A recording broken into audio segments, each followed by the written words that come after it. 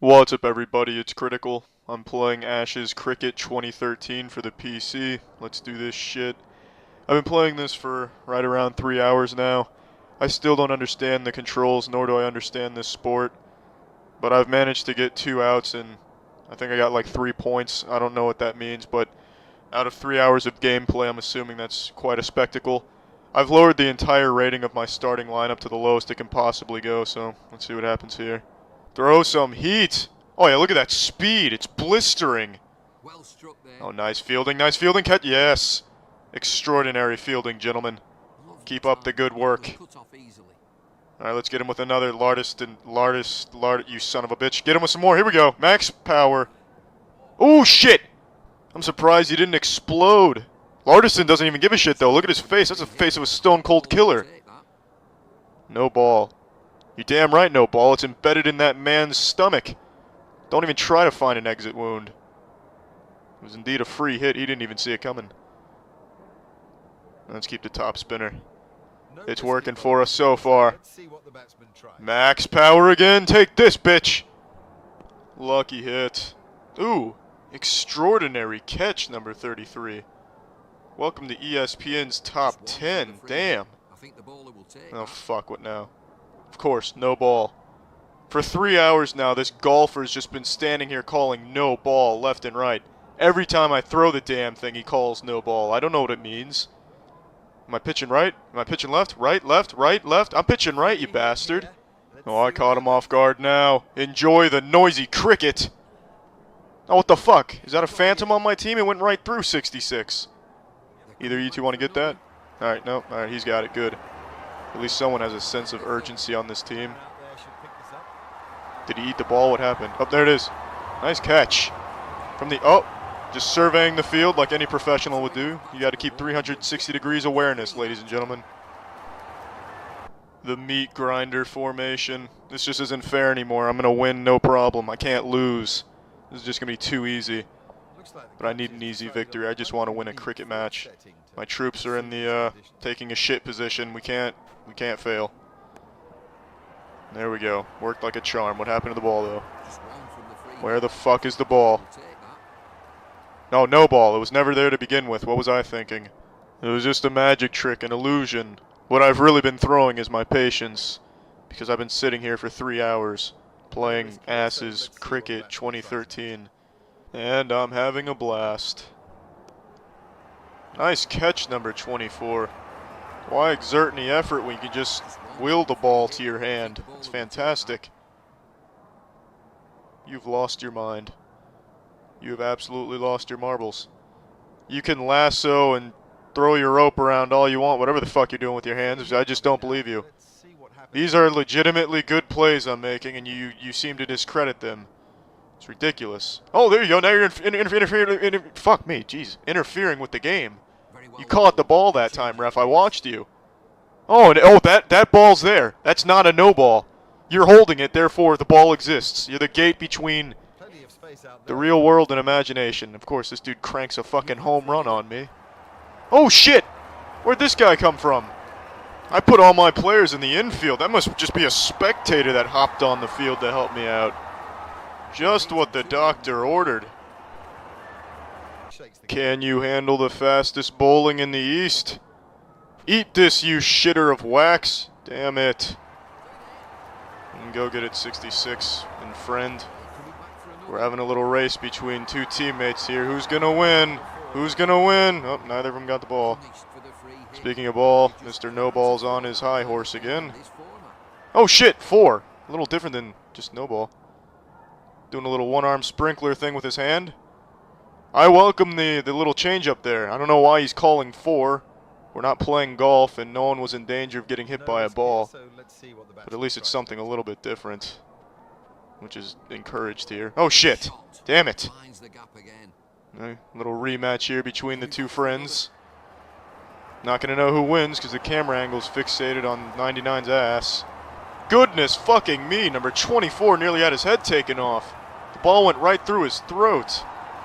What are you doing, number 15? Number 15's just telling me a secret. Alright, here we go, here we go. It's a new ball game out here. It's called Lights Out Bowling. Take that! You stuck-up prick. That pitch wasn't good enough for you? Didn't even want to try for it? That's fine. Just stand there frozen in time. I don't give a shit. The ref's rubbing his pelvis all over my right ass cheek, giving it a little massage. You're standing there like a statue. This certainly isn't the game of cricket I thought it'd be. Nice catch, number 7. You know what? Let's show him what cricket's really about, number 7. Give me the fucking rock. Give me that ping pong ball, 7. Oh, wide. Yeah, I couldn't agree more. That was absolutely wide. Super duper wide. Wider than the vagina of Zeus's wife, Hera. Oh, here we go. Let's throw some heat. Let's throw some fucking heat. Look at the speed on that. Well, that's a high flyer. Yep, that one is out of the park. At least we have one person determined to catch it. You go, dude. Well, what's this? No ball, of course. I don't even know why I asked. I really don't. At least there's 4 again. I really don't know what that hand signal is. It's like he's patting children on the head, then slapping all of them across the face. I dare you to give me your best bowl. If you hear noises outside late at night, it's probably a horde of crickets! Fuck me. I missed the ball. Damn it, I'll just stand here stunned in disbelief. Stretching in disbelief. You know what, I've fucking had it with this bullshit. I'm walking the fuck out of here. As soon as I have the ability to... There we go. I'm walking the fuck out of here. That was a good hit. I don't know why it didn't connect. Actually, I want to get a piece of this, bitch! Take that, sack of shit. Alright, yeah, I'm just posing for the cameras here, that's all. That's all. Yep. Excellent. I could honestly be cutting individual letters out of a newspaper, then throwing all of that off a building and be having more fun than I am right now.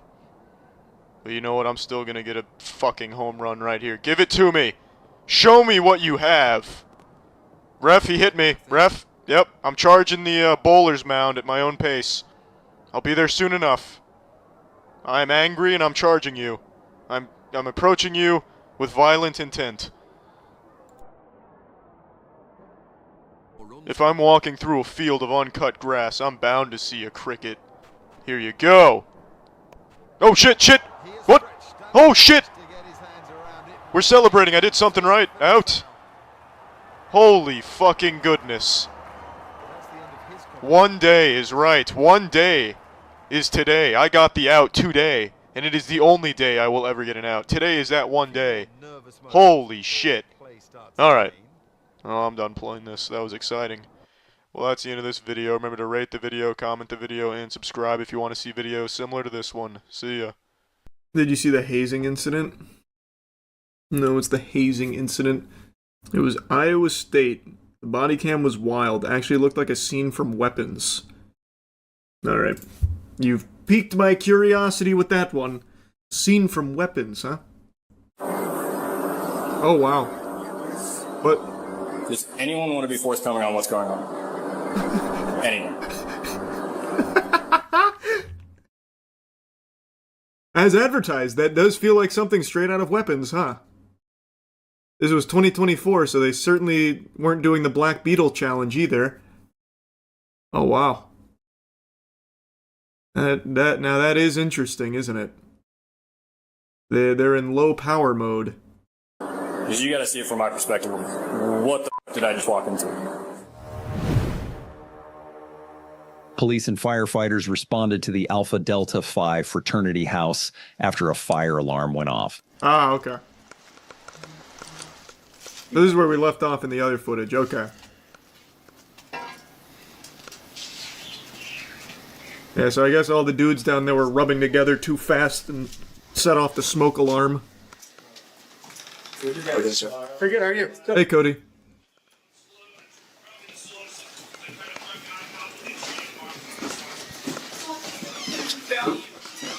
Hey, pardon me, Cody, we're going downstairs?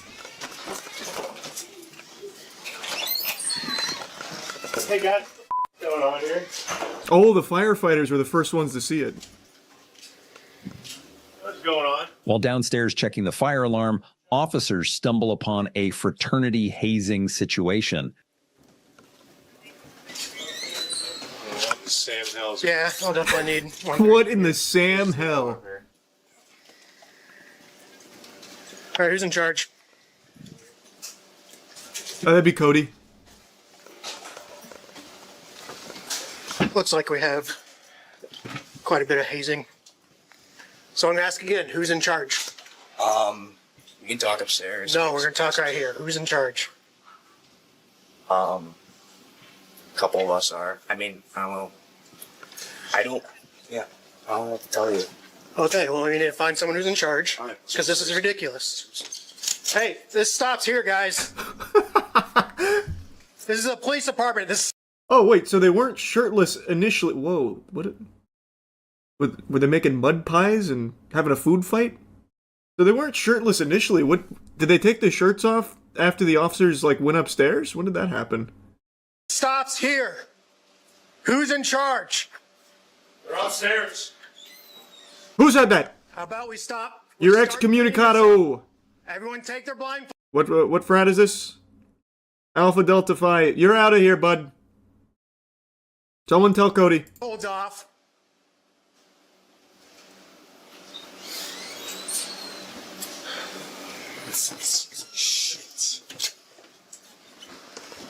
I've already given multiple commands to clear the room and get out of here, but no one's moving. I will tell you something. That's commitment. There is a chance. I'm really reaching, but imagine. I just keep calling everyone here Cody, but imagine like whoever's in charge here said like knew that with the fire alarm going off and everything that police would arrive, and he told all the freshmen here, there's going to be cops coming. They're not real cops. If you break, you're out. What do you think the odds are of that? I feel like there's a good chance, right? Like they're testing you. Cosplay police. Yeah, like you know how like bachelorette parties order this stripper dressed as a police officer? Maybe it's one of those things. I say that, and I don't know if that actually happens in the real world or just in movies. I don't know how often you order a police stripper man, but it's probably possible. Apparently they're taking this pretty serious.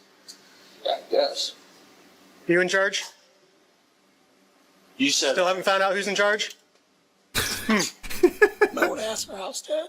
Where's he at? Summit. Working at Summit. Summit. That's cool. So, So, you have obviously- someone else coming here? Is there yeah, anything I can do? lieutenant's coming. Okay, cool. Yeah. Definitely figure out why you wouldn't let me pass you initially. Questionable. Yeah. Yeah, just one of those things. We've been there a million times. Calling your house dad or whoever to get him here, I since ultimately wish I could. he's probably in charge, right? Unless someone else is in charge. A lot of I don't have his number, so. Yeah. Which probably should get that. Yeah. Do you guys know how the fire alarm got set off? Or is it just from? It's manual. Does his voice normally sound like that, or This one in the hallway here. did he lose his voice from like screaming all day? I wonder if he always sounds like that. How it got set off, I'm not sure. I don't think it was down here. It's upstairs. I can tell you it was this one. It was really? Yeah. How long are they supposed to stay? All night. You guys had to do this too, huh? No. I don't know what this is. I mean, I'm as confused as you guys. Why'd you cops put all these dudes in my basement? it's not that dumb. It's fine. And I'm getting a little frustrated that no one's telling me who's in charge of what's going on right I can here. help you out, but I'm not in charge. We literally I mean, asked, I'd like to help you, but I'm not in charge. yeah. I mean, we asked you to call your house dad, and you said, I don't have his order. Like, How do you not? He's your house dad. How do you not have his I number? don't live here. Okay, and what are you doing here? he's a living. He lives upstairs. Oh, so you do live here. I don't. Yeah. Well, he's your buddy here saying different. No, they said the same thing. They said the same thing. Who's in charge of the house? Our house dad's at Summit. Okay, we need him now. He's at Summit. Okay, can we get in contact with him?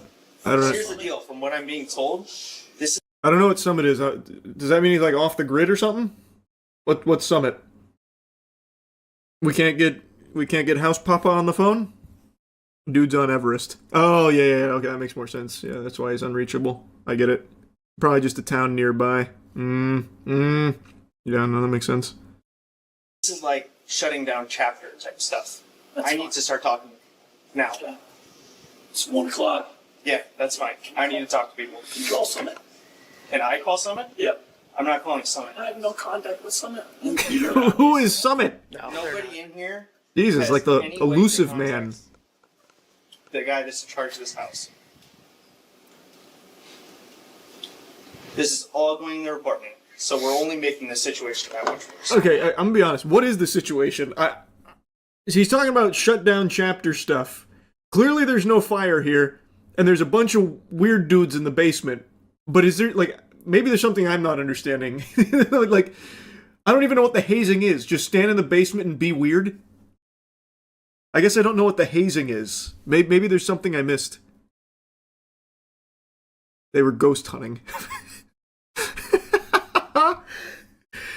Yeah, they were checking for paranormal phenomenon. Hazing is illegal in some states. Oh, really? Wait, like, just full stop, even, like, no matter what it is, any kind of hazing is illegal in some states? Oh, I didn't know that. I thought it was only, like, the really dangerous hazing rituals that were, like, illegal. I didn't know it was the whole thing, yeah. According to StopHazing.org, 44 out of 50 states have anti-hazing laws in place. I actually didn't know, full stop, there were so, like, it was so common to have hazing itself just be outlawed. Literally kills people. Oh yeah, I mean, I feel like everyone's read tons of stories about hazing leading to deaths. I know. I just didn't know it was illegal. I thought it was only, like, those chapters that did that shit getting shut down and those people getting arrested and stuff. I didn't know they just outlawed the entire idea of hazing.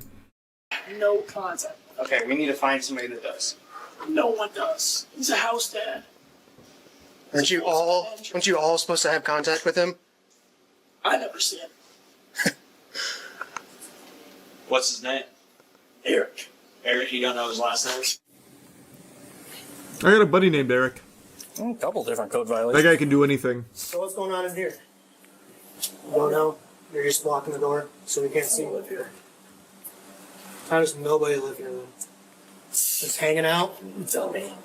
No, you tell me. I don't know. You go to University of Iowa? Yeah. You do? What's your major? Business. Business? What's your name? Oh, business. Big What? business. Sure, what's your name is? Jose.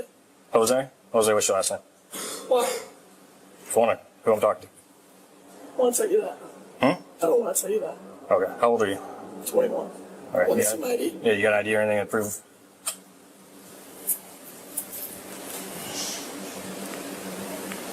This is also from 2024, so there's probably an update. That's a good point. I'm curious. Well, I don't want to spoil it yet, I guess. Because maybe it'll be in here somewhere.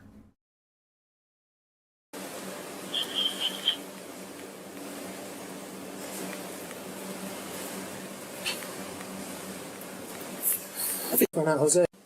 Okay.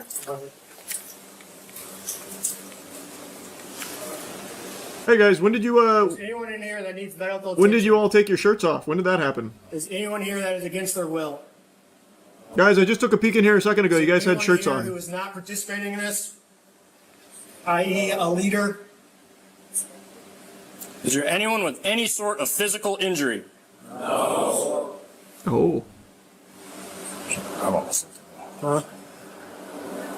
It's almost like this is about yeah, what the guy's saying here.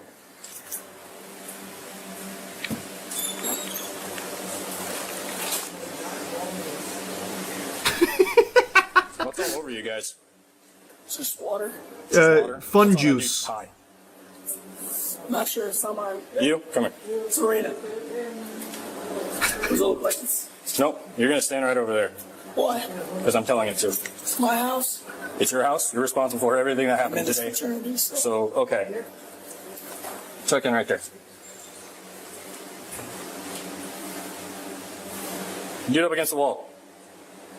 Come over here. It's like he's picking a kickball team. Which one of you can run 2 bases the fastest? Milliken. I'm putting together a Take team. these two, ask some questions about what's going on their arms. So, are you responsible for the house? No. Okay, who's the house dad? I just told you he works at f***ing Summit. Go call him. Go there. What fucking was his Summit. name? Eric, I told you. Okay. Why are you asking me? Because it sounds like you're responsible for the house. No. It sounds like you have some idea of what's going on. Didn't he just say it's his You're not very house? forthcoming with everything. Did I mishear him? House dad, who are you 30 years Two old? we're trying to get hold of. Okay, we'll call him. You're definitely. Please. Stay right there. Fuck, stay here. I'll let me. You guys got IDs on you? Yes, sir. Let's take a look at them. Any. Because you got to see it from my perspective. What the did I just walk into? Celebration. Nobody? Celebration or what? Brotherhood. Okay, Yeah. sweet.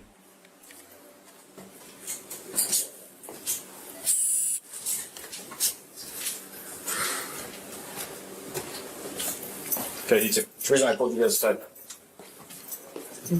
We're here for public safety at this point. What's on your arms? Oh.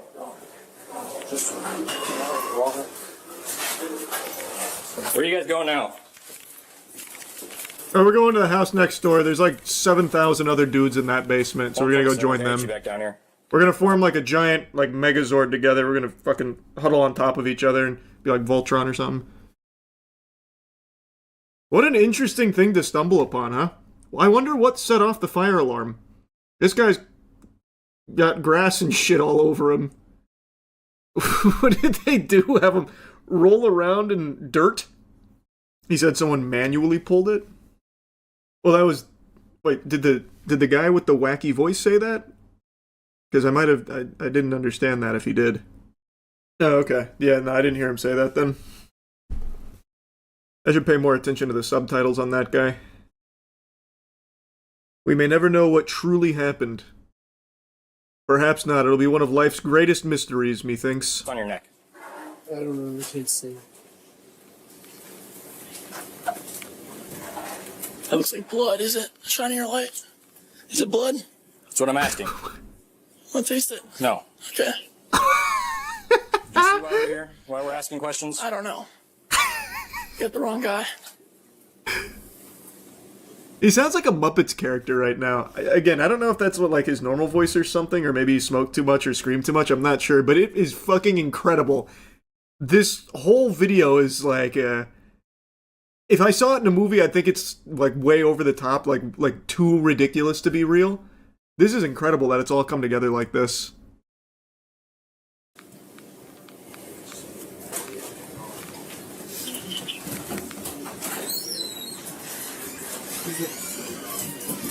I was gonna ask those guys questions, and then he told them all to start heading out. What's up? I was gonna ask those two guys questions, but then they all started falling out. They left. No, I stopped them, but he was... Misunderstood.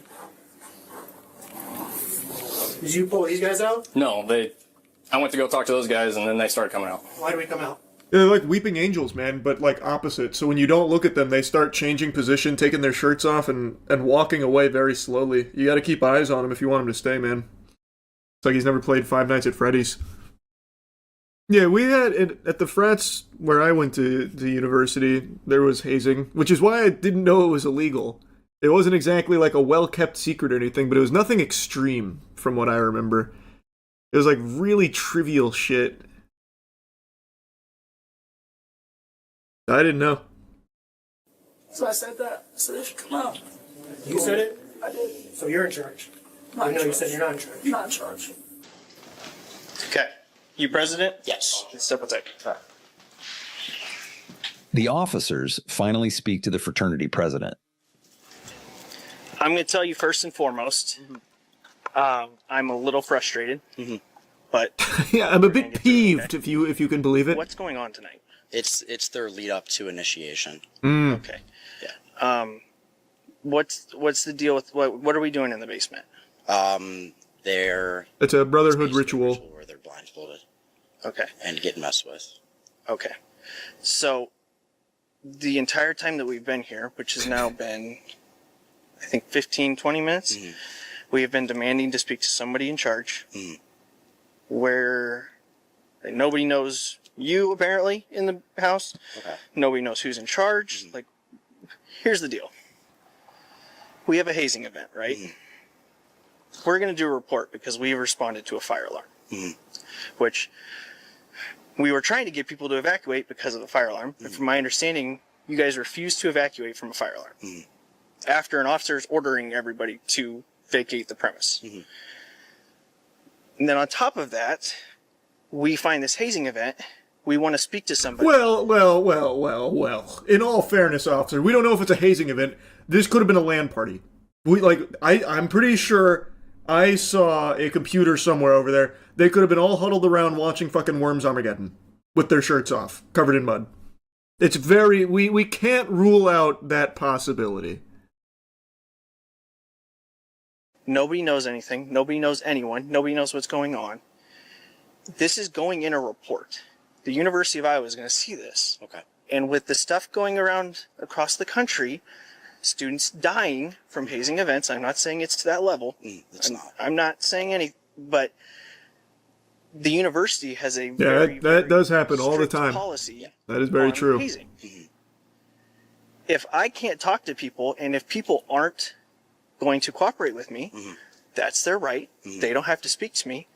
However, that means only my observations are going to go into this report. And I'm telling you right now, it's going to look worse than if people can kind of explain to us what's going on, right? Because then I can at least put your guys' side of the story in it as well. So I guess I want to know what we got going on. Like, you're saying it's a ritual prior to initiation? Yes. Okay. Yeah, so they've pledged. I guess I'm asking for some cooperation and some coordination with your people here to just tell your people, like, hey, if that's what people need to do, just politely tell us that, right?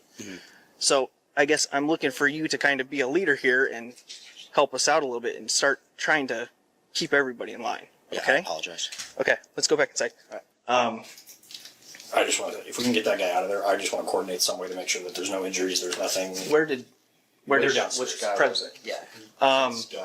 It's not. Yeah, okay. I just texted him. I said, I told him you gotta leave. I'd walk him out It's here. your guys' house. Okay. However, if the Where, supervisor of the house, president, says Eric? he's not welcome here, then I'm going to escort him off property. I think If he refuses that, then he's going to be arrested. Yeah, we'll walk him out. Yep. Eric or Cody? I would- Who I are would we take talking care of that about? because Yeah, I the would. longer he Chris, you wanna stays go? here, Yeah. I mean, he's getting close to being arrested.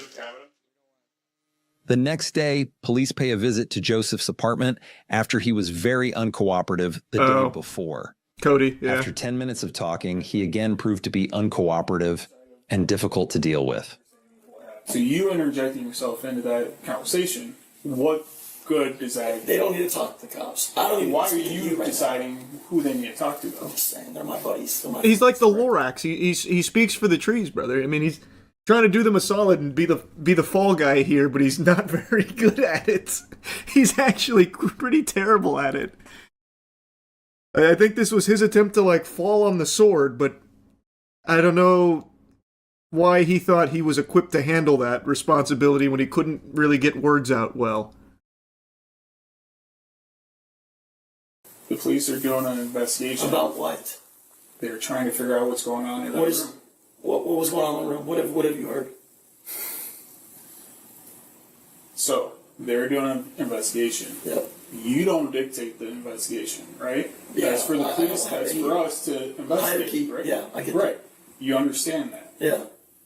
So why are you dictating who the police can talk to and can't talk to? I'm just telling my buddies not to talk to them. That's it. Okay. So you're interfering with the police officers. Not at all. job. Not at all. But He you never said, "Oh, if you don't get away, you're getting arrested." He never said that once. he did tell you to step away. He told That's you to not walk different. away. And then he said it again. I said, "Walk away." Yeah, but he was in his house. Okay. They're his dudes in the I don't basement. like to have Like, this conversation right now. Please. come on. I would like to have a word here. Okay. And if there's anything actually happening, you can call me again. But it's been a pleasure. Thanks, fellas. Well, no, thank you, Cody.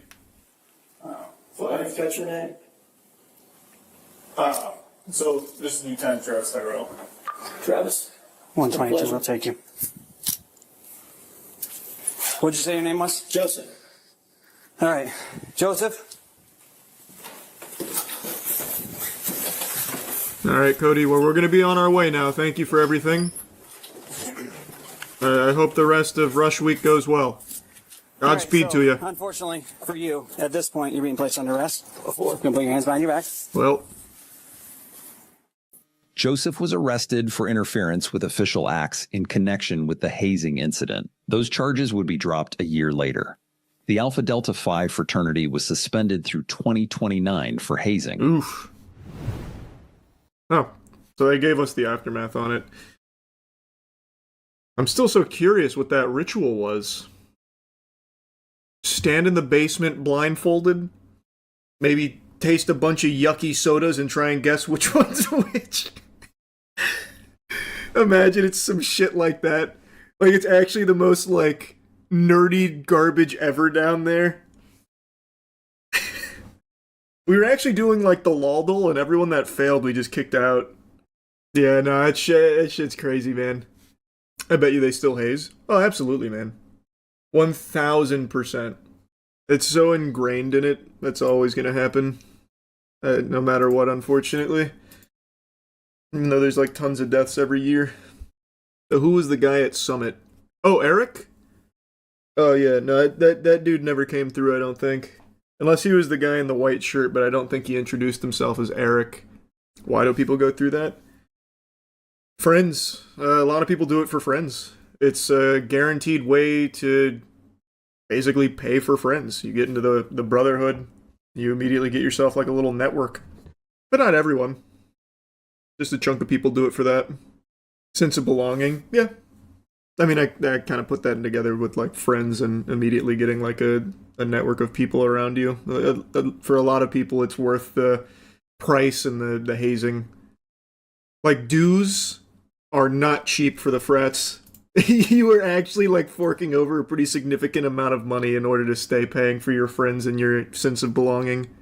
Have you seen the body cam of a driver who filmed himself violating a school's crosswalk and the police broke open his window to arrest him? Crosswalk violator arrest. What a crazy title. Shut up! There was no one crossing. Being that it's School Resource Officer Appreciation Week, I want to thank these deputies for keeping our schools and our children safe, especially on the crosswalks. On February 10th, around 2 p.m. dismissal for a middle school, school surveillance captures a driver disregarding the crossing guard's commands to wait for students to pass, and he decides he'll drive through the crosswalk while the crossing guard is still standing there and students were attempting to cross. Why?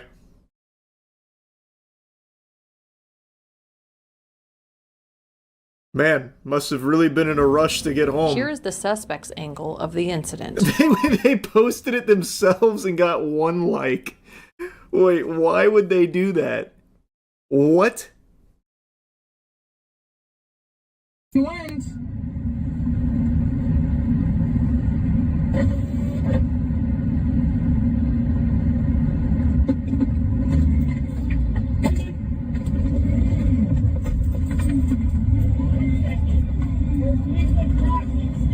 Shut up! What? There was no one crossing. Video. What a maniac. You tried stepping in the way of my car? Dumbass.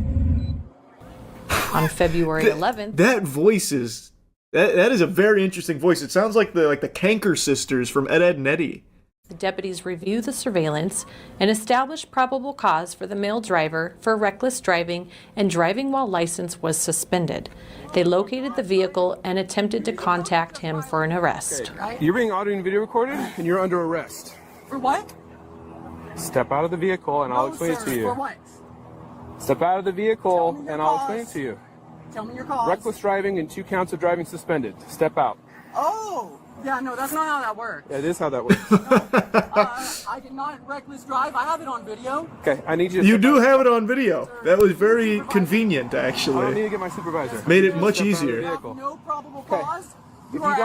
If you do not unlock the car you are and step out of the vehicle, you are acting based on a false report. if you do not unlock the car and step out Oh, of the he's also... Oh, shit. driving and I wanted to put my mouse over there. He's also filming as well. Getting multiple angles. and step out of the vehicle, I will break your window, okay? You will break my window. Yes. And what is your cause? I just told you. No, you didn't. Yes, I did. No, you didn't. Reckless driving and 2 counts of driving suspended. You are currently That is driving not suspended. cause. I watched you drive into the parking lot. You're driving That is suspended. harassment. That is not harassment. It is actually. Okay. By I'm going to give you legal one more definition. opportunity to comply with this, and then I'm going to break your window. All right, let me call my wife. Step out of the vehicle, and I will let you drive. Call your wife. You'll let me drive. Call my. I will let you call your wife. Can you tell me the probable cause? I just told you the probable cause. What is happening? What the fuck? Alright. I don't... I still can't believe that he posted the video himself from his dash cam. That's nuts. Very cool. I mean, it is very clear, like, there's not a whole lot of wiggle room that it's some kind of misunderstanding or unjust. I'm gonna blue boss like that. Well, it's just annoying. I don't know. It's just very annoying. When it gets to like the Reddit arguments, it just starts to make my skin crawl. But whatever. Here. Lock the car, and we will discuss this further. Would you be willing to? Step out of the car. I'm glad I came back. That was wow. What a rip. That was primal. And we will discuss this further. Would you be willing to? Step out of the car. Oh, you're gonna be paying for that. Okay. Bro, how do I step out of the car if you're Unlock pulling me the through car. the window? You're gonna be paying for that. Unlock your seatbelt. Stop trying to bitch. Step out of the car. Hands behind your back. You don't need to be so forceful. Just comply. Yeah. Oh, how am I not? I got out of the car. I stopped my recording. You know what? Do you know what Raz is? You have to tell What me is what Raz? gives you the cause. So what act gives you the cause? 1 minute. I can show you on my phone video footage I that don't need to proves see that your the video footage. that is a false report. Oh, I. Okay. Well, come on. Where's your lights? Can I see that you're? There's no way that's a fedora. There's no way that's a... Oh my god, there's no way. It can't be. No, maybe a bowler's hat. There's no way. No. No, it shan't. It couldn't be. No. No. This must be planted. No way. I told you that. Oh, you guys got a lawsuit on your hands. These guys have been harassing me since day one of school. Have a seat. I have a video. You got anything on you that's going to stick or poke me? No. Officer cut himself on the glass. That they made a false. We know it can be frustrating to wait for crossing students, but we also want to know our kids are going to come home safe. Is it frustrating? Like waiting 10 seconds for people using the crosswalk? Is it that frustrating? I don't really think it is. You don't have to like even pretend. This guy's just fucking unreasonable. He was there for like actually like 10 seconds. He had to get back to his post. True, you're right. In the time that he was there waiting at the car rider circle, he was missing valuable Discord moderation time. It was lawless. You're right. No, it was an emergency, or it was urgent. He should have a siren. You're so right. Get the fuck out of the way, kids! It's an emergency! Jesus Christ! Can't you see someone posted something unauthorized on my Reddit account? Oh God! Move! There were memes in there were memes in general. Son of a bitch! I'm ramping it off the tow truck. I gotta get home. No! That hat told me all I needed to know. I still genuinely can't believe that. I would say that this is a skit if it wasn't for, like, the very clear evidence of it actually just being real. Like, this is just, it's a caricature. It's unfucking believable, man. Yeah, the window break was crazy. That window break was crazy. I don't know how hard it is to break a window like that. Maybe he had, like, really good leverage. But that was still fucking nuts. Would you be willing to look at a video? Unlock the car, and we will discuss this further. Would you be willing to? Step out of the car. Will you please just take a look at my video? It's open, so it's extremely easy to break. Is it? Okay. Yeah, I don't know. I can't say I've seen too much of the tug on the window tactic. Because it's stupid as fuck, he cut his hands. True, it actually is like a pretty stupid tactic, to be honest. He did give himself a boo-boo. But man, if that didn't make a point. If that wasn't an exclamation mark on this, I don't know what is. The aura was off the charts. Time for a new video, me and the boys destroy a car with our hands. Actually kind of a great idea. We still have that old junk car at the farm. Maybe I'll roll down a window and fucking tug on it with some gloves and see if I can get it. Have you seen the Midwest safety surprising the naked burglar? And why do so many burglars go in naked? No, I haven't seen that. The moment police surprise a naked burglar. But why, though? Well, I mean, I get why they'd surprise him. They gotta get him out of there. I just mean, like, why naked? The heat was set on 81. There is a fire. There's a fire. Before we get into that, they set a bonfire in the sunroom. I love the way she says fire. That's the same way Vince McMahon says it. They set a bonfire in the sunroom. So no one's like cleared the house yet? No, been through the house? We didn't go in. We were going to wait till y'all got here before we went. And the sunroom door was open, so we don't know if they were in there and they come out or they're still in there. Okay. Sheriff's office. Come out with your cock in the air. We've heard reports that you're nude. Sheriff's office. Someone's been staying here. You will hold that and we'll come over this way. Yeah, he's definitely made himself at home. Pause the gooning, son. Sheriff's office.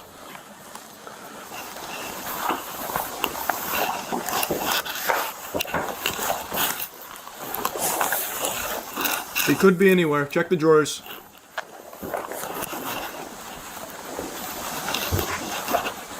Hold this if you want. If he comes down those stairs hard, mag dump. It's nerf or nothing. If he's soft, he's fine. If it's hard, take him down.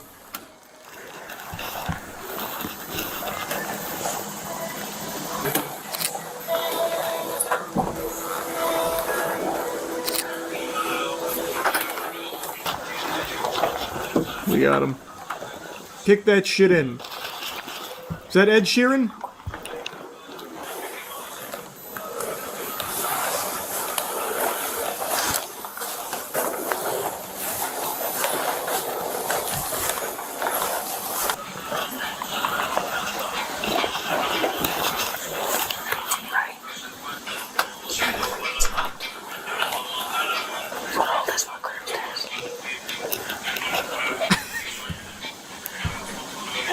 I think I can hear his bare butt cheeks clapping against each other. I think this guy's naked.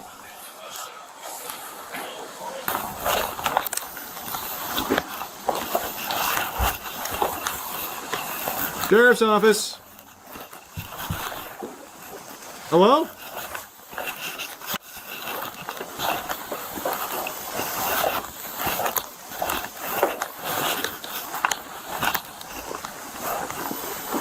Man, this fucking house looks like the back rooms.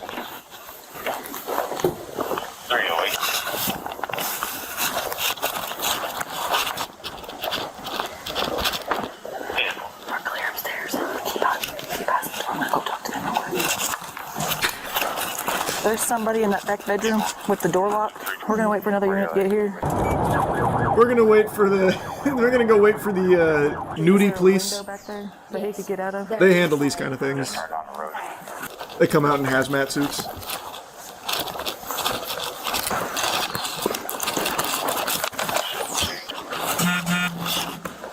There's a big glass window that's like a church. Try and throw like a rock through the window. I feel like he's been here for a Get while. the fucking SGU out here. Candy Crush or Special goon unit.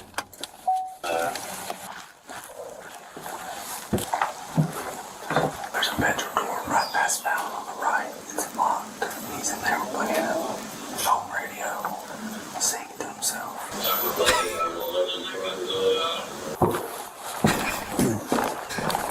You could have joined in. Imagine he harmonizes with them. Take care of business.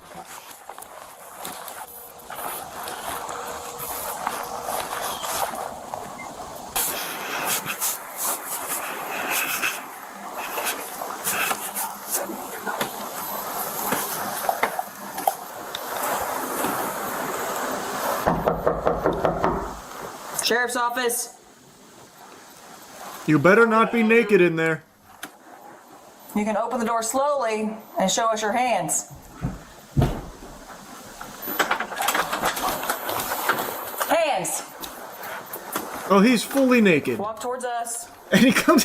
Okay, that stance. He's just like, well, I never.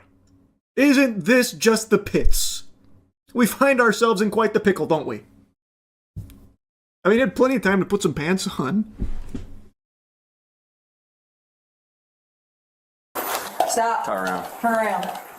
I got it. Go ahead. Put your hands behind your back. Do not move. Do you understand? Grab my hands, leave me out of the damn house. Do not move. Just drop the damn hands. Weak ass idiot, damn. Why is he so wet? Oh, there must have been a shower in there. Either that or he was like really working up a crazy session. Yeah, this country too. You guys want to clear that room real quick? 320, I'm coming out with one. Oh, he's in the tub. Yeah, it was a bathroom.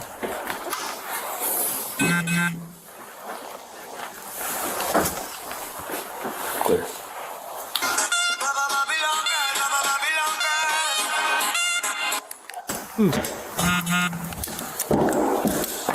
Well, that was easy. I can walk. Do you recognize this naked man? Slow down. Is he supposed to be in the bathroom there? So what the Wow. Wasn't expecting that. Super slippery, wet. Yeah, there's nobody else in here if y'all want to come on. The house still smoking. The house doesn't smell like it's smoldering, but it's the little fire is still smoking a little bit. Thank you. What's your name? I don't have a name. Close the door and get me out the country. Oh. The suspect, as it turns out, did have a name. 24-year-old Mike Wilson allegedly started a fire in the house's sunroom and used photo albums that contained photos of the homeowner's deceased husband to start the fire. Luckily, the fire was put out by a relative of the owner who also happens to be a volunteer firefighter. The suspect was later charged with felony third-degree burglary and felony second-degree arson. He is presumed innocent unless proven guilty in a court of law. This next case shows another suspect keen on fire, as he possibly caused a large gas leak in his own apartment building intentionally, which Yeah, but he has his clothes on. So, kind of making a mountain out of a molehill. He's fully clothed. has the potential to blow up the entire building. Did math and been up for 3 days. You think? Yeah, he said he did. Come on, let's go over here. Were you the only two up there? Yeah. We'll get them in a minute. What happened up there? You said you slipped and knocked? Slipped and went in. It was stove pump. There's the slip and floor. Slip in the floor. So is your apartment reek like gas? As soon as I get up the steps, we're slipping on the fucking steps in the snow and shoes and slipping on the floor. It's not a good day. No, it sounds like a bad day. He's just gonna make. Especially on day 3 of the meth bender. That's gotta be miserable, huh?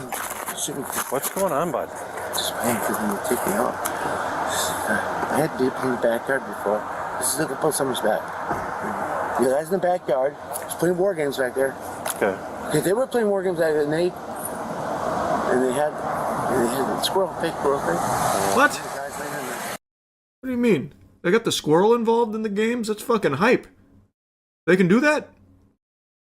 My god. Garden week. When's the last time you slept? Sir? When's the last time you did math? Just kidding. Okay. Oh. In 3 days? And you haven't slept in 3 days? I need to sleep. They just diligence and shoot me up to sleep. Anything is funny like my house. There's anything funny in the house while I'm sleeping. I wake up. God, meth seems so fucking miserable. Holy. That just seems fucking terrible. I guess the only thing, like, about meth I could see being attractive to somebody is, like, how fast you run. Because I've seen so many videos of damn near superhumans on meth catching up with cars. Like that one naked dude in the middle of the night with glowing red eyes like a werewolf or something. But outside of that, like, unless you're training to be like a super soldier on meth, I just don't get the point. It seems fucking awful. Or that uncle dancing at the party. Or yeah, I guess, or the uncle dancing at the party. What is going on here? She thinks so what's it for nothing? She puts it in my veins. Every time she wants it. Celia? So now it's Celia. Man, she's bad. She gave you meth? It has a time. It's every time. And Neil's time. She come on Neil's time. I think the deal. It's just a dog. Just a neighbor's dog. So we just fucking smell gas in there, so we need you. Yeah, it's not today for that. I have to get. That's tough, man. This guy was on a meth bender and caused a gas leak. Well, luckily no one was hurt. Didn't you create mustard gas? Yeah, but that wasn't the result of a meth bender. That was the result of me needing to kill a cockroach. It was purpose-driven mustard gas. Did the cockroach die? You bet your sweet bippy it did. But it wasn't the mustard gas that killed it. I ended up just crushing it. In fact, it tanked the mustard gas pretty well, all things considered. Actually, maybe the mustard gas did kill it. Maybe it was dead when I got there. I don't know. It's been years now. But I do remember I smashed it. But maybe it was already dead. Maybe I went overkill. Was it chlorine gas from ammonia and bleach? Yeah. Well-ventilated area, I hope. Yeah, it was very well-ventilated. It was in my bathtub. In my bathroom. With no windows. Pretty much the optimal spot you'd want to be making chlorine gas. It's actually insanely easy to make. Yeah, exactly, brother, which is why it happened. I didn't mean to make it. I wasn't thinking, and I just started attacking the roach with chemicals. So I hit it with some bleach, and then I hit it with some toilet cleaner, which has ammonia. So it made chlorine gas in my bathtub. It is extremely easy to make. How old were you? I was young. I don't know. I was like 25. Something everyone goes through, really. You have to check out When a Cop's Wife Thinks She's Untouchable by Midwest Safety. I've never seen such a silly body cam. How silly can it possibly be? Stay in the car, boss! Stay in the car! Hands out the door! I'm sorry? Hands out the door! Ma'am! Hands out! Well, you appear to be crashed into the forest. Is everything okay? What's led to this? What was she trying to do? Gank the Lorax or something? And we don't have any lead up. Come on out for me. Are you having an issue? Yes, I'm having an issue. Okay, what is it? Come on back for me. Anybody else in the car? No, just me. Are you okay? I'm totally fine. Are you okay? I'm fine. I'm just asking you about you. I mean, okay, don't be worried about me. I'm worried about you. Why are you all over the road? I had Can't no park idea there. it was all over the road. You didn't? No. Have we had anything to drink today? I had a drink before I left the bar, but for tonight, but that's it. Okay. Just one. Just one? Yes. Okay. She looks radiant. All the lights reflecting off of her, it's making her look like a cosmic being. And that is a very expressive face she has there. That can convey a lot of emotions. You put your hands down now. Okay. Where are you from? Here. You have your ID on you? It's in the car. All right. Would you like me to go get it? No, just give me a second. I'm waiting till my partner gets here. Your name is? Deputy Daniels. Daniels. Okay. Mm-hmm. I'll forget that in a few seconds. One drink before I let a Bloody Mary before I left there at the bar tonight. All right, so why are we all over the road?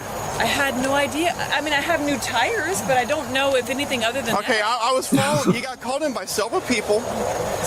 My new tires, they're bald tires. I fucking and the road was slippery. Banana peels. On the left side. I mean, you can if you want to drive my truck with my tires, my new tires. They're kind of a little funky, but come on, walk back out this way for me. Do you know who lives here? My friends. You live here? Yes, okay. I live here. What's the address here? 4130. Reference the vehicle that somebody hit. Do we have RP on that? Hit?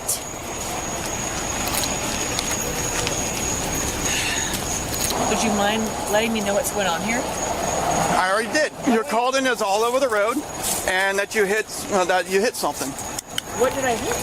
Another vehicle probably would be my guess. Please tell me, let me know what I hit, because I didn't Good, hit you can talk to him. What did I hit? I hit nothing. Where were you headed to? Right here. That's where my park is trucked. Fair. Good point. Checkmate.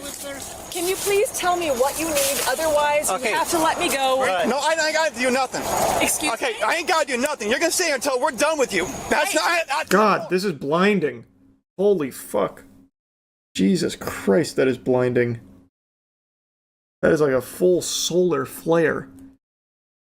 In all of these body cams, this has to be like the most aggressive light show I've ever seen. Pause it directly on the blinding part. It's mainly the flashing that's hurting my eyes, not so much the light being that bright.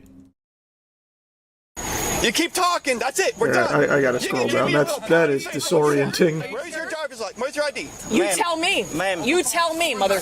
Okay, now we're not directly on it. Don't worry about it. Ma'am. I was married to a motor cop of 15 years. Okay, I don't have to deal with this shit. No. You ask, I want to explain you what's going on, okay? Please tell me. Do you want to know what's going on? Please tell me. Because he is being an asshole, so please tell me. So then talk to me, okay? Thank you. You have been called as a reckless driver, that you are unable to maintain lane. So can you please tell me what I have done? Oh my God, they've said it 1,000 times. Holy shit. Pull over, okay?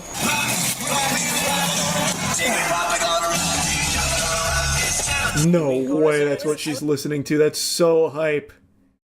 The Rock, was that the Rock around? I was married. You don't want to know, right? To a motor cop for 15 years. All you care is just argue so with me, please right? tell me what you need from me so I can go.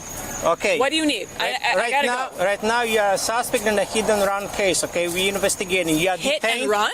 You are detained, you're not free to go. Hit and run? Yes, that's what we're trying to find out. What's your name? I'm sorry, I had no idea. What's your name? Okay. Please tell me what you're trying to do. If it's a misunderstanding, you're gonna be free to go, but we need to find out, so you need to relax. We just investigating, okay? Okay. Nobody yet said that your name is right here. Oh, Jesus Christ. It's not Jesus Christ. What's your name? No, it's 2/3 to the way. Don't touch me. Can you tell me Do what? not touch me. Can you tell me what that says? What's your name? It's Deputy Hlebanowski. She's got 2 different hats. What a what? It's a what to Nes? Uh-oh. She's falling apart. He was what? I'm Heather Sunderman. I'm Heather Okay. Uh-oh. Oh, boy. Formerly, Heather said Sunderman. I'm divorced. Okay. I was Sunderman, now I am... And what is the reason for you to have 2 different... Because I have children with the same last name as Sunderman. How much you had to drink? I can smell it on your breath. One drink. One. A Bloody Mary. It's just one. Man, she is truly deteriorating here. What the problem was? I'm trying, but you're interrupting me, and you only get to argue with me. I have been very I've been very quiet. No, what is going? Where are you? Can you tell me? Can you tell me what's going on? So you're gonna listen to me this time without interrupting me? What I have to say? Please tell me what's going on. I'm gonna repeat myself then. You were caught as a reckless driver, unable to maintain lane. That's very surprising to me. Okay, all right. You carry on to argue. Can you tell me what's going on tonight, please? Oh my God! If I have to hear that fucking sentence again. My former wife. I need somebody to stay with her so I can find out what the heck is going on. Okay. I would also like to know what the heck is going on tonight. Please, is someone hurting that? Is there someone gone? We're trying to figure it out, okay? What's your name? Heather. Heather. We're trying to figure out. One moment. I'm gonna grab my phone. Let's not use this camera angle. I hate looking directly at that. Holy fuck. You're detained right now. 4113. I need my phone. No, I need my phone. I need my phone. Not right now. Excuse me? Not right now? What is your... Deputy Martin Reyes. Martin Reyes. Yes, ma'am. Please call Deputy Key West Police Officer... The hell was your husband's name?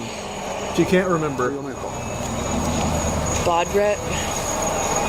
How are you doing? Okay, what's going on? Who the hell is Bodrick? How are you related? So this gentleman had his blinker on, and he was going like 30, 35 miles an hour. Okay, who are you? I'm Mark. This is my car right up here. I was right behind this. You're the one who called us? He is the one who called you. Okay, let me talk to you first. I want to be right with you, okay? So you're the one who called us? Yes. Tell me what's going on. She hit me when I was pulling out of Sugarloaf Boulevard, and then she took off. So I turned around and chased her. She did a loop, come back on US 1, and I called the deputy. Well, I called the sheriff's department, followed her. This gentleman passed me because I was only going 35. When he passed me, he realized that this guy was messed up because he was swerving back and forth. The lady was swerving back and forth. And then I guess you or somebody else pulled him over and went in there. That's as far as I know. All right, do you have the damage to your car? Yeah. Pablo. Is that the old guy or the young guy? He's my age. Is that road? What's your age? Is that old to you? I don't know what your age is. How old are you? I'm sorry, but if you don't know what my old, if you don't know how old I am, you have no business. Oh, Jesus. Well, you gotta be rude. I'm not being. I will say though, credit to her. Every time she fumbles a word, she's like, "Damn, fuck," and then starts a new sentence. She just instantly gives up on the thought. She's like, "Damn, botched it. Let's try something else. Go down a different line in the dialogue tree. Blew that one." Yes, you are. Why am I being rude to you? You know what you're doing. Yes. So she sideswiped you? Yeah, she sideswiped me in the light. She's turning into Sugarloaf Boulevard, and she didn't make it. She just hit me. Okay, so she's gonna have a damage to the driver's side of the vehicle, right? She should have it to this side. Yeah, so the driver's side of the vehicle. She should. 15 years. Okay, 15 years what? Robert? Robert? Sunderman. Who's that? Key West KD. Okay. Once again, we are not in Key West. I know. Neither were you when you followed me. I just got here. I don't know what you're talking about. Oh, I don't know. Did you pull me over? That was me. That was you pulled me over. Where were you when you pulled me over? Right behind you. Where? Right behind you. Where? Right behind you. Where? Right out here. You think I don't know? Where was I? What the fuck is happening? Where was I? Well, why? Because your friend behind you called you? Stay right there. You're going to be placing handcuffs. You understand? Ma'am, you're going to be putting handcuffs if you don't relax. Please call. We're not calling anybody. Please call. We are not calling anybody. You're an adult, okay? Key West KD. He's not going to be able to do anything for you, okay?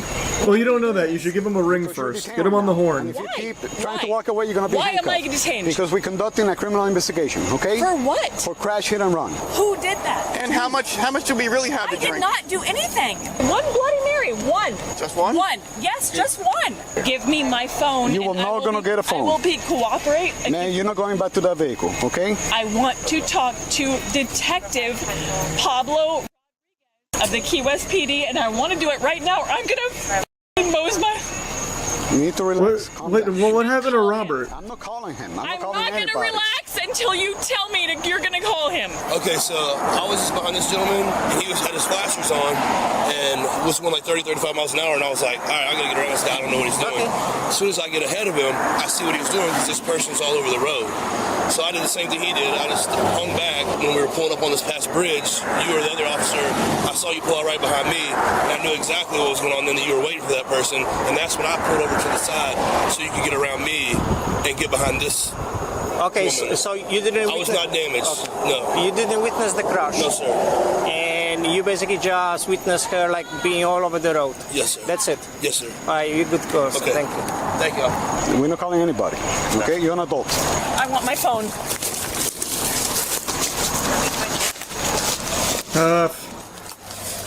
They didn't even call Pablo Robert Sunderman. Damn. What was her BAC? I want to see the conclusion. Well, here's the charges. Holy, that's a litany. Goodness gracious. That you, I am your wife. Can you stop? Can you stop? Stop! Can we no! Can we talk like adults? No! Okay, until you then we're stop. not gonna talk at all. No, we cannot stop it at all. If you can transport, I'm gonna follow.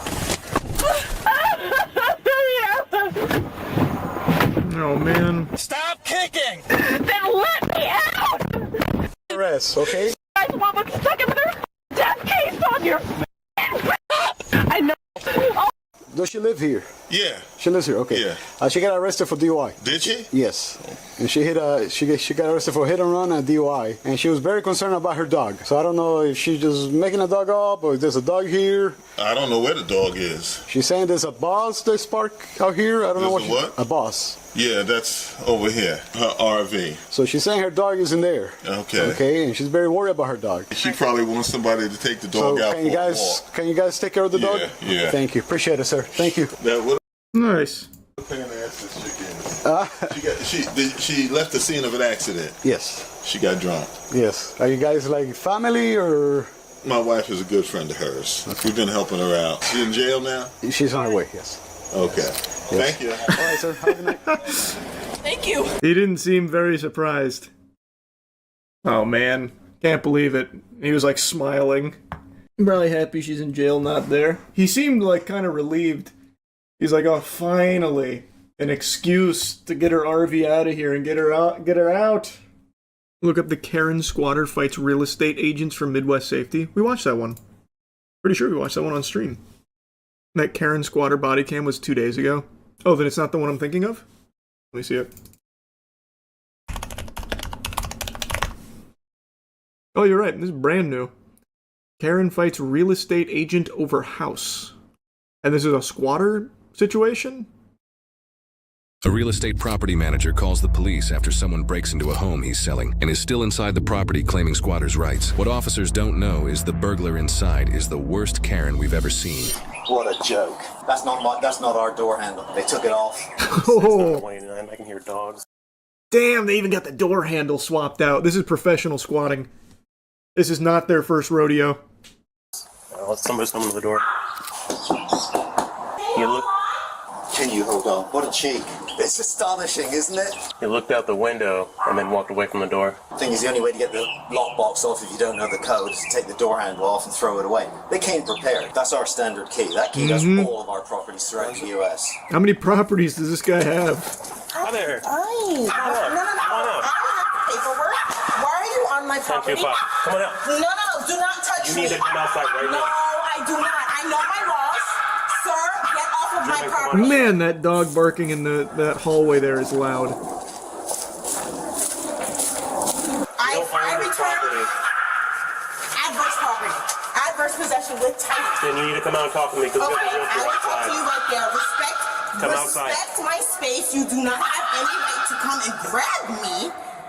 Did I touch you? You were trying to grab me because when I we're have here. my paperwork. Then Sir, come outside. This is a civil matter now because I filed adverse possession, sir, with the state of Florida. The fuck is adverse possession in the state of Florida? This is a new squatter term I'm not familiar with.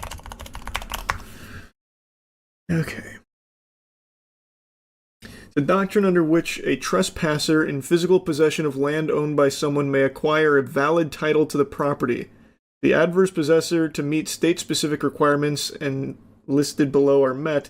The adverse possessor is in possession for a sufficient period of time defined by statute of limitations. Adverse possession has a public policy motivation of allowing those who actually use or cultivate land have the benefits of ownership and to avoid neglected or unmaintained land. Okay. And then there's a list of requirements, which seem pretty easy to hit.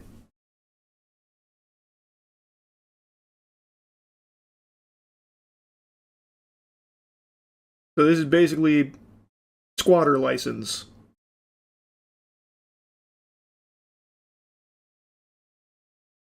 Let's see what it says for the state of Florida specifically here.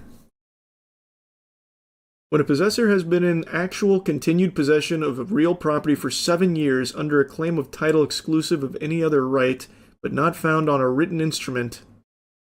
7 years? This is for adverse possession? Do they mean like the original property owner or the trespasser? Because it just says the possessor. Has she been there for 7 years? No shot, right? Because if she's been there for 7 years, and he's only just now noticing, I'm on her side, fuck that. 7 years, this guy's got so many investment properties he didn't even notice?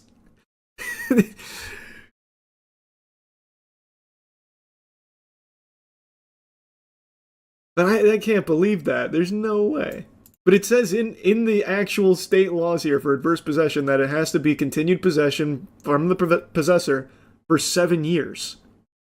Unless I'm misunderstanding the statute here. Which I guess is very possible. But there's no way she's been here 7 fucking years.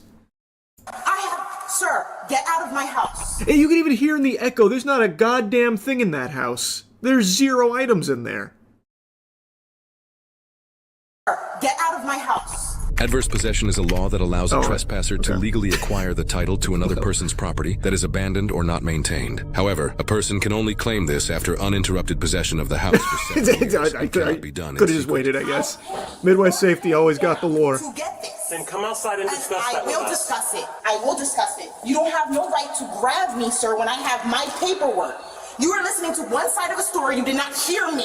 I am an American citizen. You have no right to step in my house. There is not one way to purchase a home. You're going to come outside. Get out of my house. Remove you from the house. You cannot remove me from my house with my paperwork. So she definitely hasn't been here for 7 years. State of Florida, adverse possession. Actually, me and my husband had filed this. You need to come outside. Okay, well, you need to know your laws because you seem very uneducated about adverse possession. I know what I'm doing. I'll tell you what, the people who know what they're doing and know that they're doing illegally don't react the way that you do. They don't You almost grabbed me. I said, give me a minute so that I can put my dogs away, and you grabbed me. You tried to come running out the back of the house to run. You could have gone out the front door. Run? You didn't know I was back here. The front, I saw you from there. See the assumption, sir?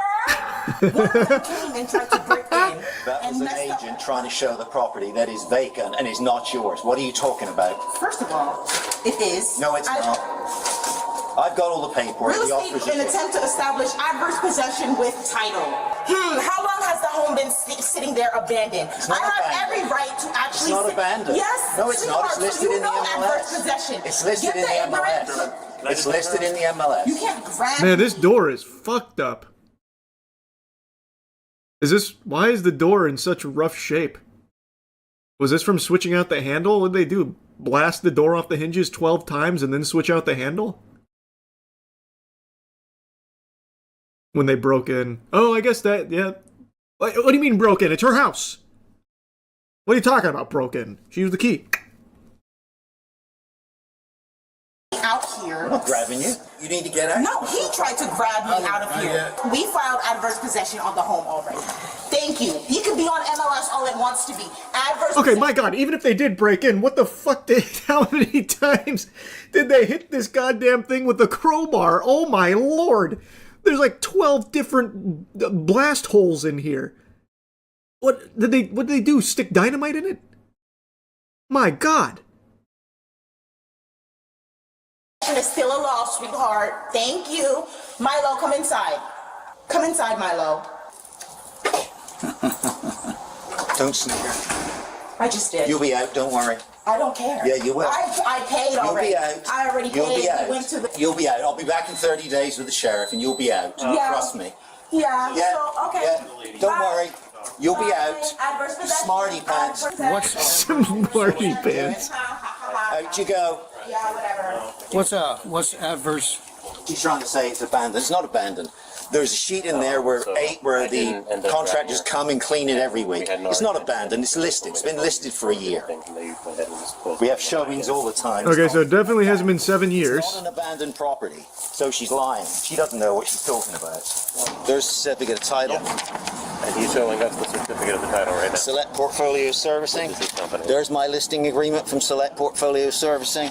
This is how old the file is. It's never been abandoned since we foreclosed on it. My phone number was on the window. She's taken that down. The realtor said his phone number was even on the window and they took that down. This was in the window. We don't see it now. I got pictures of it there last week. Okay. There's my sign last week.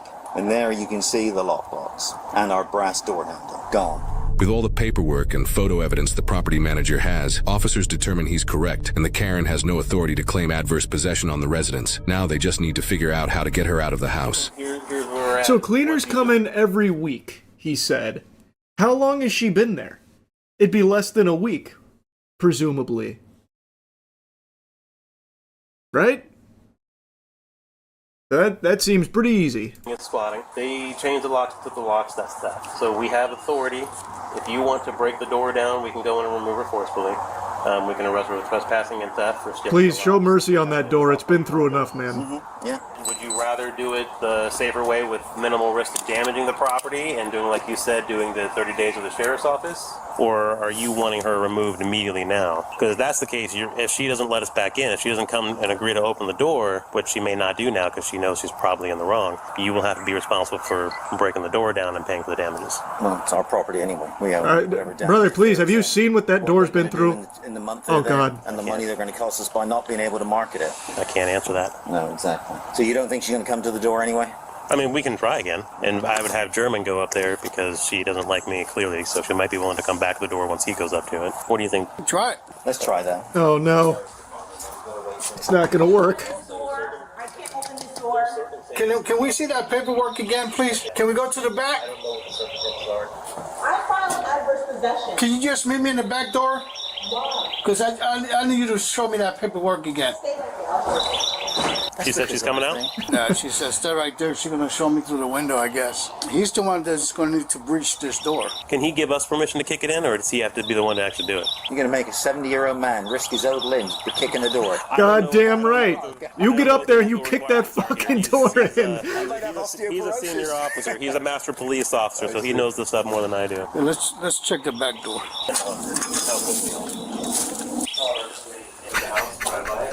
Do you have a screwdriver or drill? Why would you need a screwdriver and drill? I have my multi-tool that has a screwdriver in it. Because we're using it to follow along on the paperwork, to read along. Like you said, it's been broke, but it's just that little piece of wood is holding it.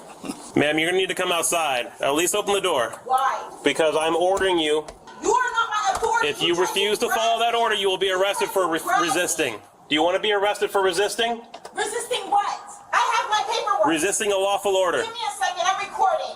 Go ahead and record, and then open the door. You said you wanted to see the paperwork. We need to see it personally. Come open the door. Wait. That paperwork looks to be in order. We're done here. If you have no reason to worry, come You open the tried door. to grab me of your assumption, sir. I'm going to go grab my multi-tool. If we don't have a drill, we don't have a drill. Step back. Step back. Step back from the door. Step away from the door. Imagine she kicks the door open from the inside. Step away from the door. Sir, step away. Tell this man to step away. Just step away just a little. I need to see him. I filed an adverse possession on the 20th. Can I see that? Yes. You can hold. You don't have to hold it, sir. This is the original copy. Okay. As you can see, this is the adverse possession What's of your the name? state of Florida. Ashley. Okay. Now, I know what I'm doing because this is not the only property that I pay taxes on. What? You pay a portion of taxes for adverse possession. And you start cleaning up the home so you can take over the home. Milo, come inside now. Melody, inside. So no longer, this is not in your hand. This is a court civil case where we fight and we show them that we're going to be paying taxes on the home. When you pay a portion of the taxes, you go to the appraisal office and you pay a portion of the taxes on the home. This home has been sitting. That's why adverse possession exists. That's not my fault that you can't do your job and you can't legally foreclosed on. If you are a real estate agent, that means you have to sell in a limited time. You know nothing about what you're talking Yes, about. I do. It's called adverse possession. $575,000 was paid for this property in January of last year at foreclosure sale. Yeah. That makes it legally the owner's property. It has No, not it been doesn't. abandoned. I have pictures of the property every week, date and time stamp, which will go to the court. You are wrong. It No, is never you are abandoned, wall. and You we are maintaining the property. and all right? maintaining it. What's Yeah. wrong with the pool Yeah. and the frogs? Yeah. And what's wrong Doesn't with do any difference at all. that's not maintaining. Makes no difference. The property, and we have not abandoned it. I'm going to We're sit here every for it. 10 days. 10:15. Let's make it. So your criteria are wrong. No, my criteria, sir. You cannot grab me. Uh-oh. He won the quick time event there. Sir, I filed adverse possession. Stop resisting. I filed adverse possession. I did it the right way. Stop, sir, please. Oh boy. Sir, can you help me? I filed adverse possession. Sir, that's my paperwork. Sir, what about my dog? I can't believe the adverse possession paperwork didn't work. You didn't listen to me. Dad, stop resisting. Correctly. You want to get tased? No. Turn around.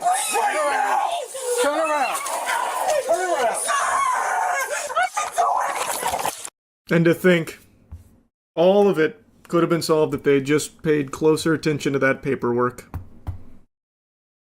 What a damn shame.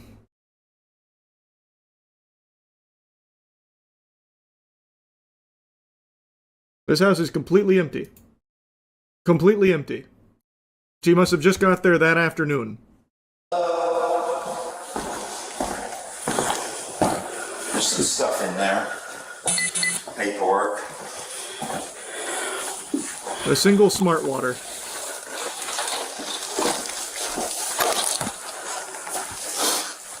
What about this? Shall I bring this out? I'm just taking her.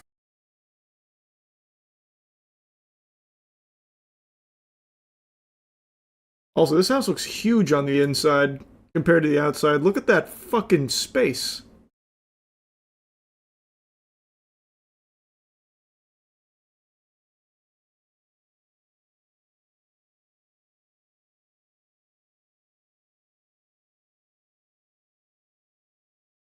Oh, it looks like he tried to help her out there. That's why your skin sucks. Are you, on behalf of them, wanting to press charges for all this against her? I'll check with the asset manager. Can I get back to you? Well, the entire point of what we're doing is that you gave us the impression you wanted to press charges. If you're going to come back and say no, we have to let her go. No, let's do it. They can have the charges dropped later. They but can, if you being the representative want to press charges on their behalf, they can change their mind later. Okay. Otherwise, you can say no and we can release her.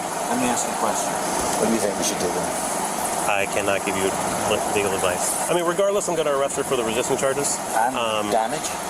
Well, that's on you guys. That's what I'm saying. Even if you don't know their firm answer right now, you are the representative. You can say yes to it right now. If they change their minds, the state attorney's office will be contacting them regardless, and they would change their minds then. Okay, put your hand behind your back, man. Break my wrist. You're not my authority. What was the outcome? Ashley was charged with felony escape, felony resisting with violence, felony escape? Oh, I see. Felony battery on a law enforcement officer, providing false identification for giving the wrong last name, threats to law enforcement, burglary of an unoccupied dwelling, felony threats to a public servant, larceny, and trespassing by adverse possession without notice. There are no records indicating she filed any lawsuits against the involved officers or the property owners. Court records indicate she pleaded not guilty, bonded out, and has since stopped showing up to court, and her bond has since been forfeited. She is presumed innocent unless proven guilty in a court of law. Now, did you just do that? I think I'm done showing up. Alright, good luck. She's actually pretty skilled. Yeah, squatters usually have it down to a science in some cases. I say usually, and then I say in some cases. There are some squatters that have it down to a science. And it seemed like she did there for a moment, until the actual owner just had way too many receipts. The whole "this is my only copy" was a template, not a real doc. Yeah, that's what it seems like. Justin Timberlake DWI body cam just dropped. There were a lot of people very excited to see this footage here. This was almost as hyped as Project Hail Mary hitting theaters. And that's because Justin Timberlake fought to keep this body cam from being released. He went through the legal process of suppressing it, stating like privacy concerns and reputational damage from what I was reading. So people then started to really get curious. Well, what happened in this body cam? Did he start dropping slurs? What, did he pull his whole fucking wiener out? Like, how crazy must this body cam have gone to have Justin Timberlake now fighting tooth and nail to bury it? And now, after some back and forth, they reached an agreement and the body cam is out in the wild. So let's take a look at it. So the reason for the stop is because you keep veering off to the left and then you're not stopping at the stop signs. Yeah, sorry about that. Is this your vehicle? Whose vehicle is it? It's just a rental. It's a rental? Okay. Do you have any registration with it? Do you know if they can put it in the glove box? How long are you renting it for? Just for a couple of days. What are you visiting? Yeah, I'm on tour. What are you doing? I'm on the world tour. Oh yeah, you can just feel it. The writing's on the wall. Justin Timberlake is charging his alt right now. He's about to unleash his Bankai, dropping his name, thinking that it's, you know, the ultimate ace up his sleeve. He's explaining to the officer he's renting the vehicle because he's on the tour. The world tour, obviously. I mean, everyone knows the world tour's going on. A what? A world tour. Doing what? Hard to explain.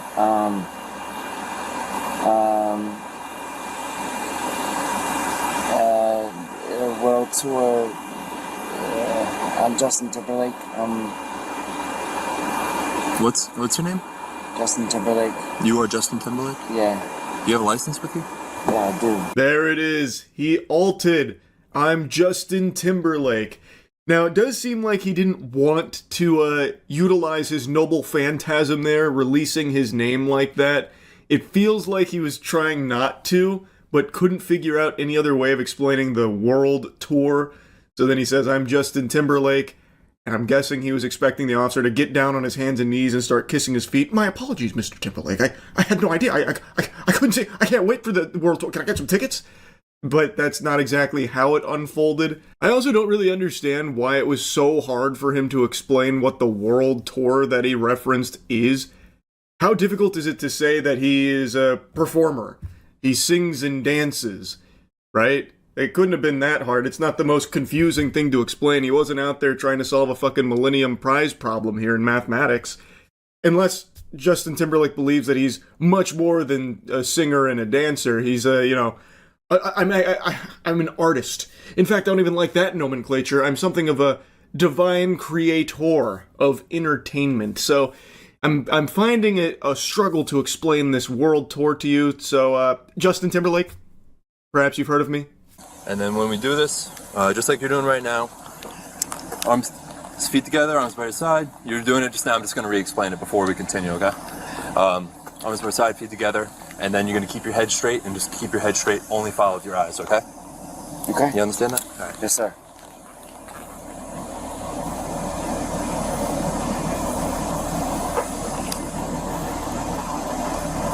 They got him going through the FSTs now, the field sobriety tests, and he is looking and sounding pretty sloshed. He's not exactly passing this pop quiz with flying colors.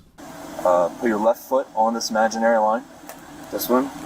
Yep. And then put your right foot in front of your left. And what you're going to do, you're going to stand just like this. Left foot on the line, right foot right in front of your left.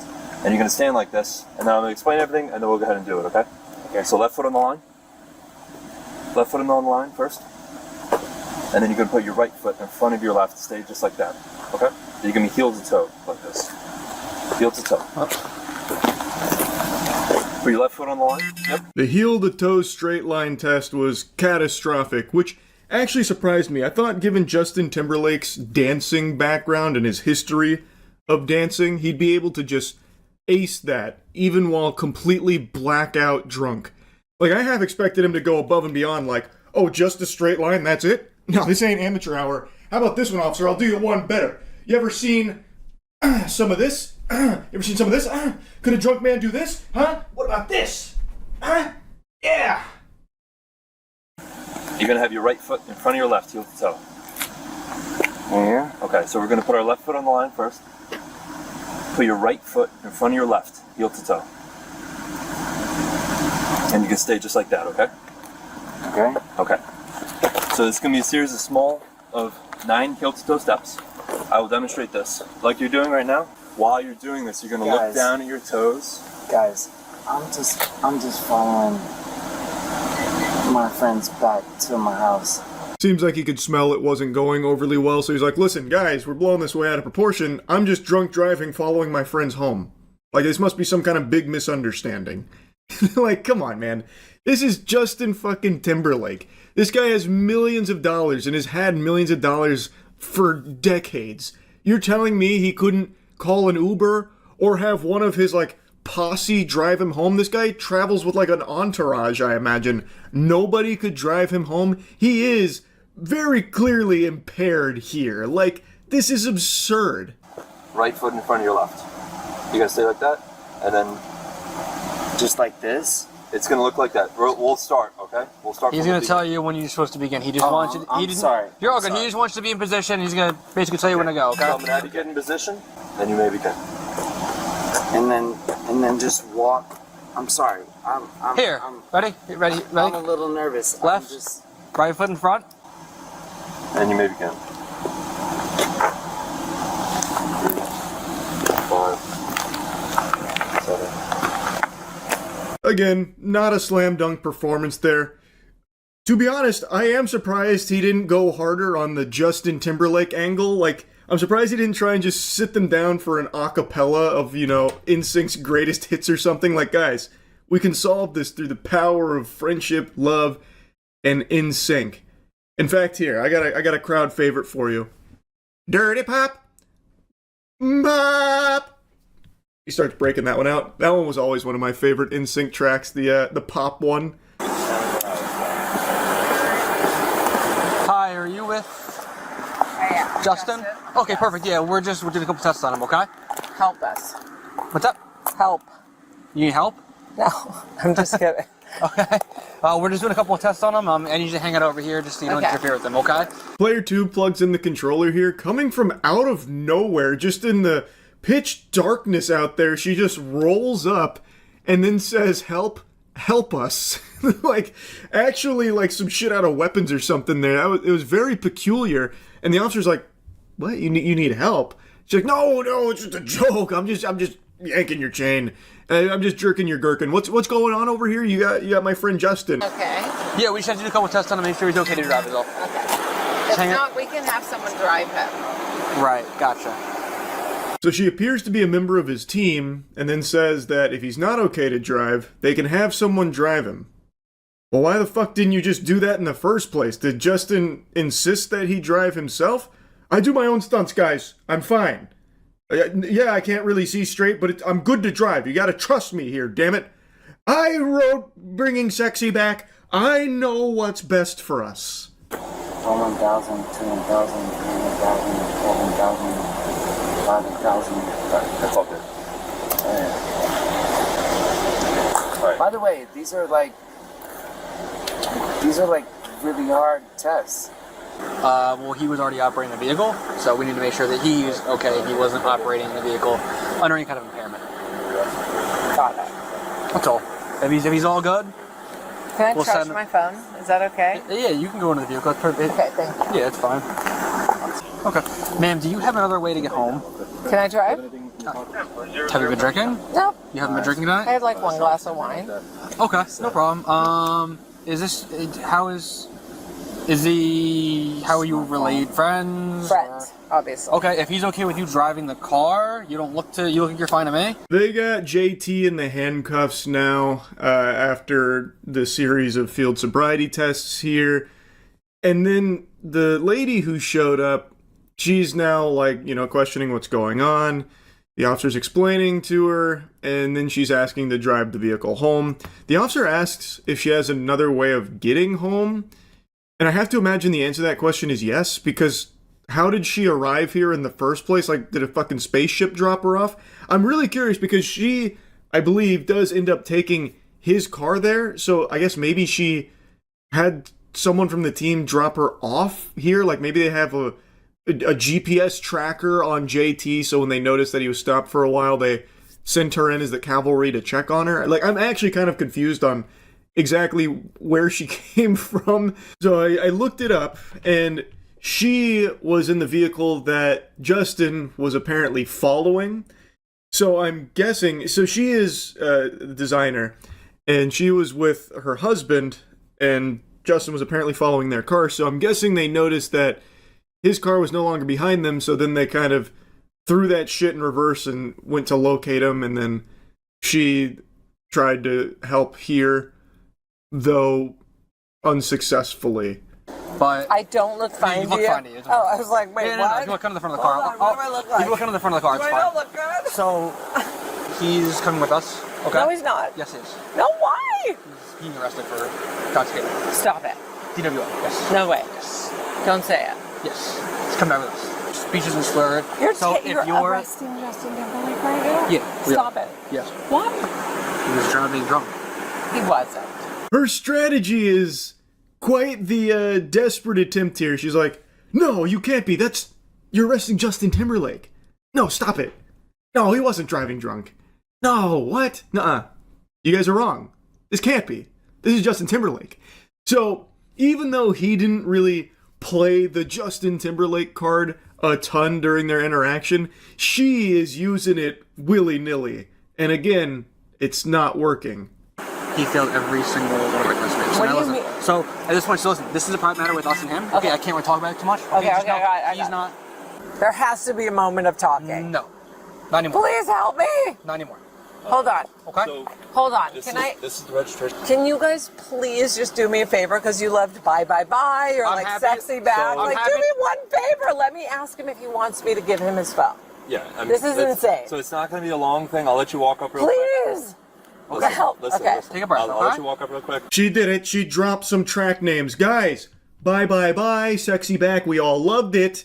So you're going to help me out here, right? We're going to get this solved. And the guy's like, okay, look, you can go talk to him. And as he is like saying like, okay, look, she's like, please help. Like, come on. So she's starting to get kind of rowdy here about the whole thing. But they do let her go talk to Justin about his phone specifically.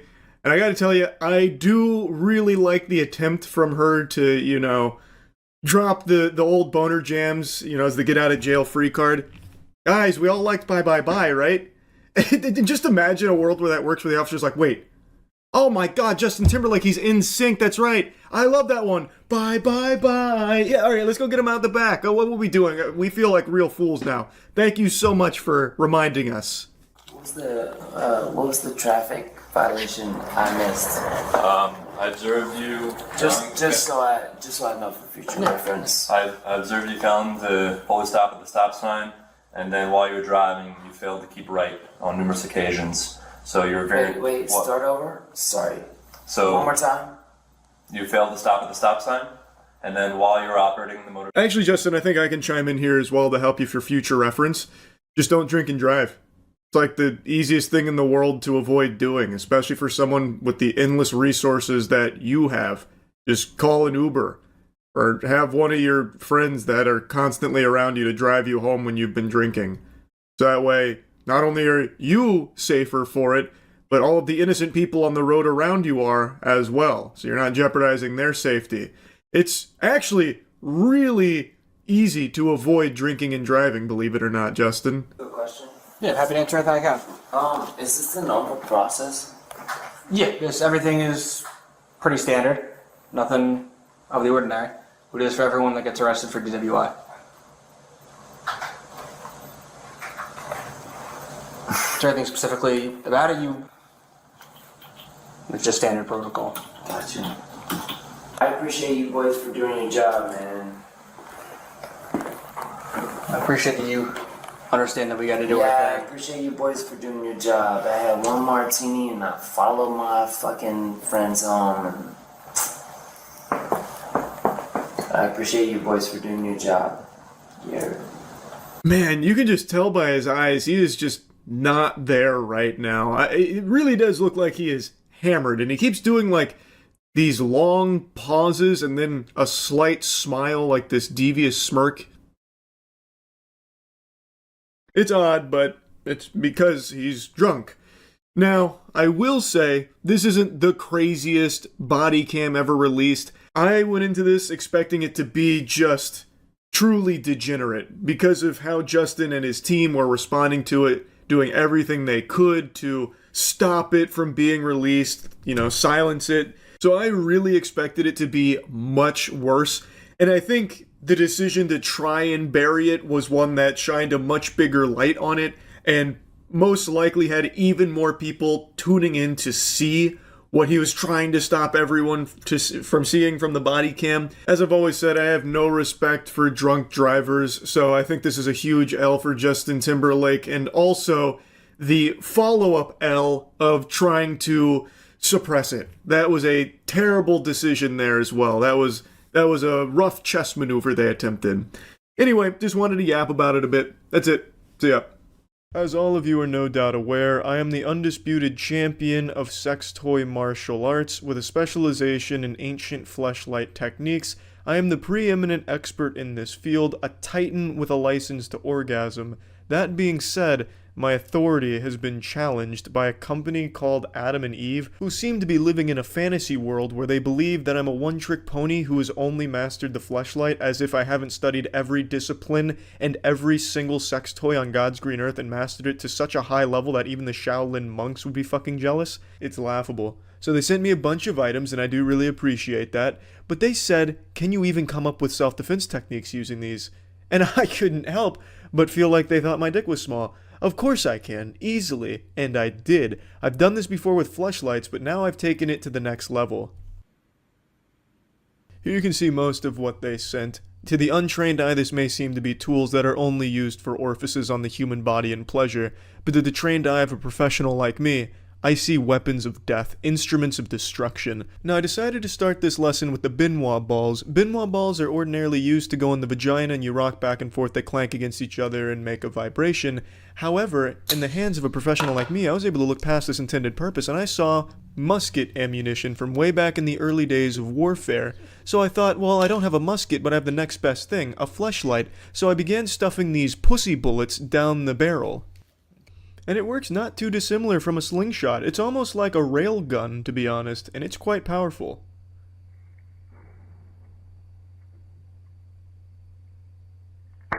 Listen to that late explosion. The shot heard around the world. Now I knew I was capable of much more, so I decided let's pull it back further like I'm knocking an arrow. Great success. As you can see, you got someone coming up to you with ill intent and you're armed with only the Penguinz balls in your pussy and a fleshlight? Well, you're not defenseless. In fact, you've got yourself a projectile weapon that can rival a shotgun. Alright, step one in the bullying self-defense course. Let's say you're putting this nice fleshy police baton up your butthole, having a good time. Brendan Fraser breaks in, burglarizing, telling you to stop watching The Mummy, but you tell him, fuck no, I love that movie. You give him the, what for? The old one too. You can go a little southpaw on him. See, that's an easy one. Like, that's not even a challenge. This is already made for weaponry. Now, I know I said Adam and Eve challenged me here, but it's much more like Lucius giving Bruce Wayne more toys for Batman to play with, and I had a lot of fun playing with it, so I wanted to say thank you to Adam and Eve. They also gave me a code, so if any of you are interested in becoming sexual orgasm wizards using any of these tools you see before you, you can go to adamandeve.com, use code DEFENSE, get 50% off of one item, free shipping to US and Canada. Some exclusions do apply, so if you're interested, you can go check it all out. Next up, I'll teach you how to use the ass spankaroonie as more than just a bludgeoning tool, because obviously you can slap some people in the face with it and they'll definitely feel that. It wouldn't feel good. However, I wanted to take that to the next level. What else could it be used for? Could it be used as perhaps a baseball bat to deflect projectiles? Perhaps. Now obviously if you're using your spanking tool for self-defense, chances are you're also going to be sporting your biker gang skull choker and leash. I took my batter stance and readied my swing. This is the perfect countermeasure if someone's attacking you with eggs. Like if fucking How To Basic has a hit on you and he's coming at you, you're gonna be able to counter him pretty hard.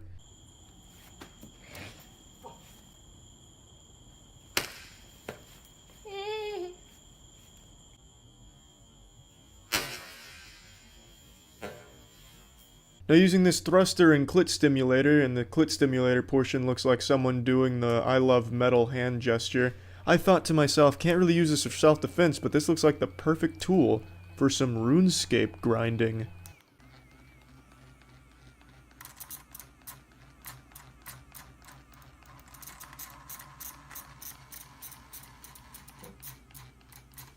Clicks per minute are pretty goddamn fast, but if you're not satisfied, you can crank that bitch up real hard. Put in the fucking afterburners.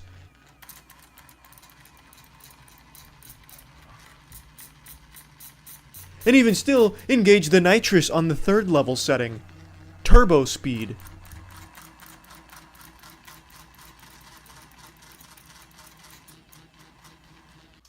Of course, you got the classic Great American Challenge, the latest from DARPA. The most recent defense technology on the market. You don't even need to get creative with this. If you're playing with this, you're already a force to be reckoned with. This is a dildo for fucking Hagrid, maybe. It's massive. The cave troll from Harry Potter probably couldn't take this, but over your shoulder, pretty simple. Lock and load it. Makes sense to me. The classic chip test. Yeah, its bludgeoning power is second to none. An absolute force to be reckoned with. And obviously you can go with the traditional kettlebell swings using it as well and get yourself a nice little workout in there. What's up everybody, it's Critical. I'm playing Bassmasters 2000 for the Nintendo 64. Let's do this shit. I'm gonna do a tournament. I think a tournament is just what I need right now. Professional difficulty. I am a professional fisherman, so that is the appropriate difficulty setting. Let's make our angler here. And I can't really tell the hats apart. Or the hair, what the fuck? This is just a silhouette of a person, I can't see the changes here. How am I supposed to design a character when the character is a fucking ghost? Alright, I'm just gonna change all these settings and then I'll see what I end up with. John Fisher, the master of the unknown. I have no fucking idea how this character looks. But I guess we'll find out. Lake conditions look optimal. Boat. Looks like a piece of shit, but good enough. Rumble pack shit sack, get off the screen. What the fuck is this? Is this where I'm fishing? It looks like the water shit itself. Did a wastewater treatment facility explode and pollute this lake? Looks like pure sewage here. Old Hickory Lake, this is just appalling. Sunny? You call this sunny weather? The sky is blocked out by dust. This is post-apocalyptic weather. Who needs rules when you're fishing? The only rule is to catch the fish. Now how do I play this? Alright. How about... Oh, what was that? Alright, here we go. We'll do a little driving here. Get to where the fish are chomping. I have no idea how to read this NASA GPS at the bottom left of my screen. Alright, I guess there's a fish in this general area.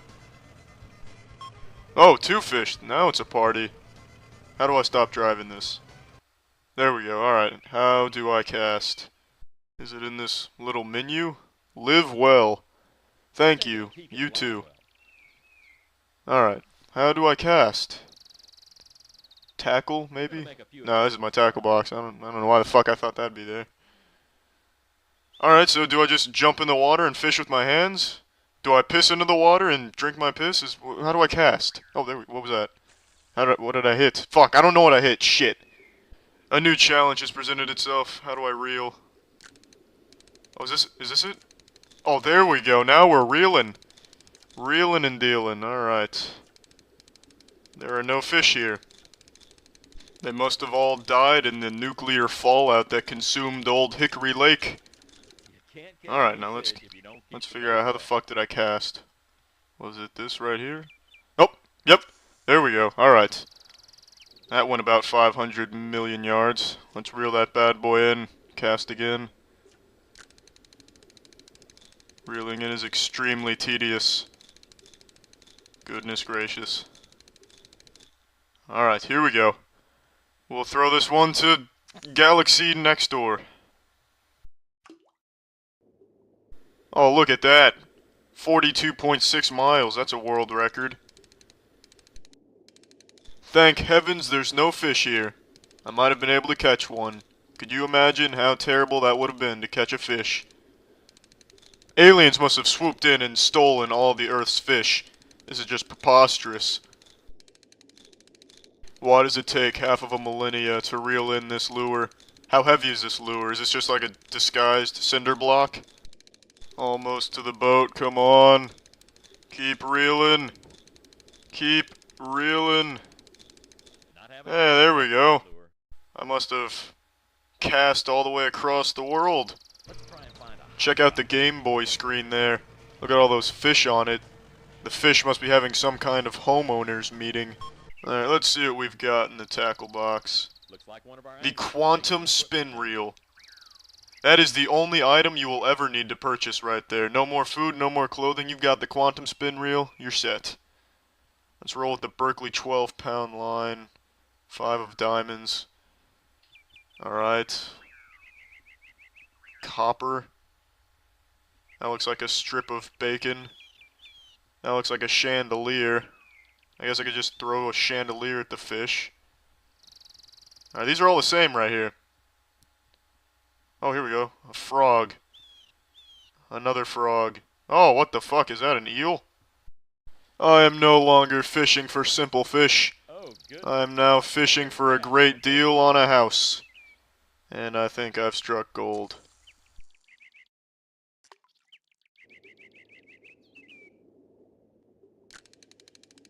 Whew, that was a close one. I was worried there'd be fish here.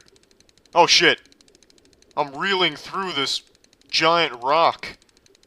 This Berkeley 12-pound line doesn't fuck around. Holy shit.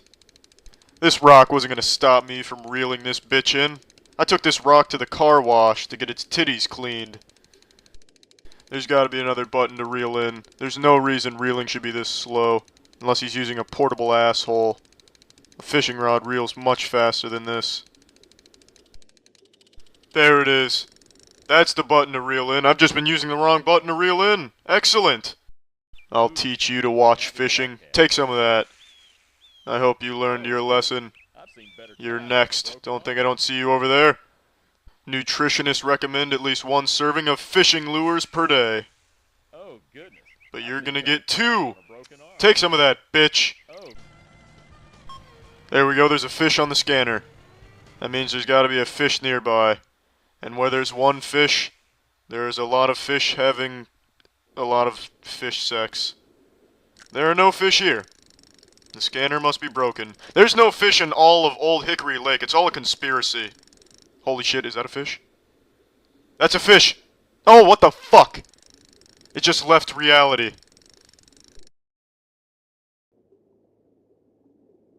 Alright, fish must be extinct except for the 1 lone survivor, who I'm probably never gonna catch anyway. Oh, what the fuck is this? Yes! Yes! How do I catch it? Do I just reel in? Oh shit, I guess not. Oh, here we go. He's going for it again. Alright. Round 2. Strike. That's 10 plus your next frame in bowling. Oh, fuck. Not again. No, fish, don't leave. You need more of this. Eat the lure. Bite it. Nibble it. Wibble tits. Oh, he's going for it. Here we go. Here we go. I'm just gonna reel in. Tension. You could cut it with a knife. Oh, this fish is fighting. He's feisty. This must be the Loch Ness Monster's offspring. Damn it, this fish is really pulling. I hope our boat dropped anchor, otherwise this fish is gonna take us on a ride. This must be an absolutely colossal fish. Like a 250-pound Goliath. Just shy of 5 pounds. And I finally get to see what my character looks like. Awesome. Well, that was a little less than I was expecting, but not too shabby. Alright, well, I'm done playing this. Well, that's the end of this video. Remember to rate the video, comment the video, and subscribe if you want to see videos similar to this one. See ya. You've heard me yap and whine about the overabundance of subscription services literally wringing people's wallets like towels just for the most basic of services and products. Pretty much everything now is trying to ham-fist a subscription into the business model to always be able to hose you down and shake you down for your lunch money. Obviously, the biggest culprit and the one that has really pushed the needle on this practice of subscriptions for everything is streaming platforms, and this is one that I have endlessly hawked loogies on. There are now more streaming platforms than there are pizza places in America, I imagine. There is a new streaming platform born every day for the most hyper niche shit, where they might have 5 titles but still charge you like $15 a month for the privilege of watching all 20 minutes of content they have on their service.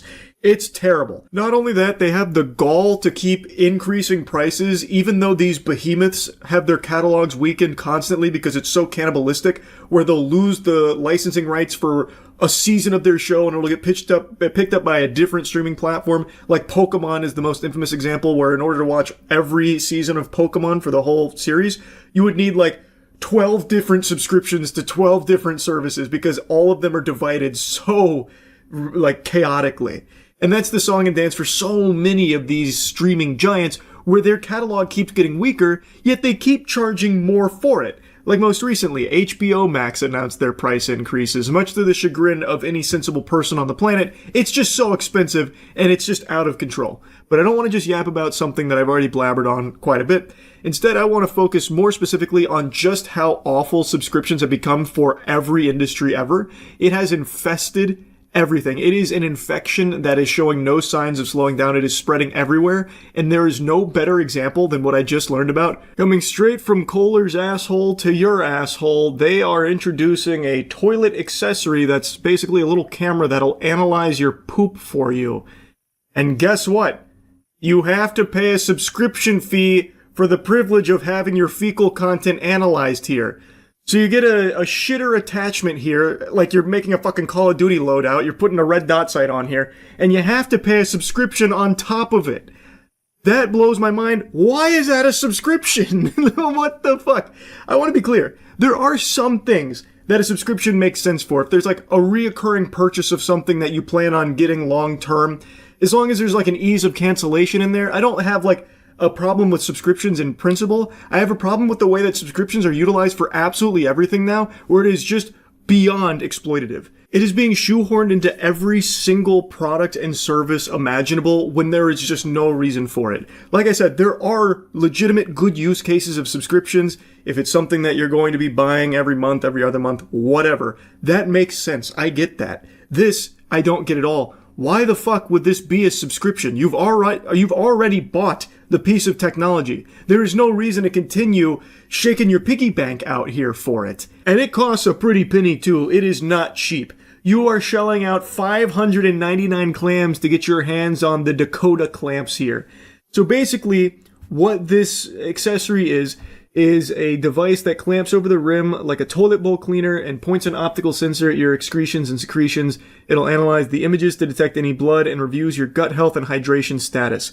And there's apparently multiple plans to choose from that can range from $70 to $156 per year. That is, I imagine, on top of the $600 entry fee just to have that piece of technology. Which, if you don't pay the subscription for, you basically just bought a paperweight. You bought a fucking brick that is attached to your toilet bowl if you don't pay the subscription, because it just won't work. It's so silly to me. You don't even own your shitter associate here clamped to your toilet bowl. You have a brief permission slip to access it and use that technology as long as you're paying the subscription fee, as long as you're suckling on their titties. We are fully in the age now of you will own nothing and be happy. That is where we are. You actually basically own nothing at this point, and that is the way every industry is gearing towards. It is pushing everything to just, you have the idea of a product or service. You don't actually have your paws on anything. There's nothing real there. It's all imaginary. You are granted limited access with the fee that you pay for it, but can be taken away at any time for basically any reason at this point. It is truly an age where you actually pay for things but don't own any of it. I cannot believe that something like a toilet bowl accessory is now having a subscription model attached to it. Now, I don't even hate the idea of this item, by the way. It is like an important thing to monitor like your gut health. Like, there is a lot that your poop can say about your health, and it is something a lot of people overlook. So something like this could actually be like really helpful to some people. It could even potentially save lives. There's definitely that possibility as well, but it can only do that if you're willing to pay a subscription fee for it.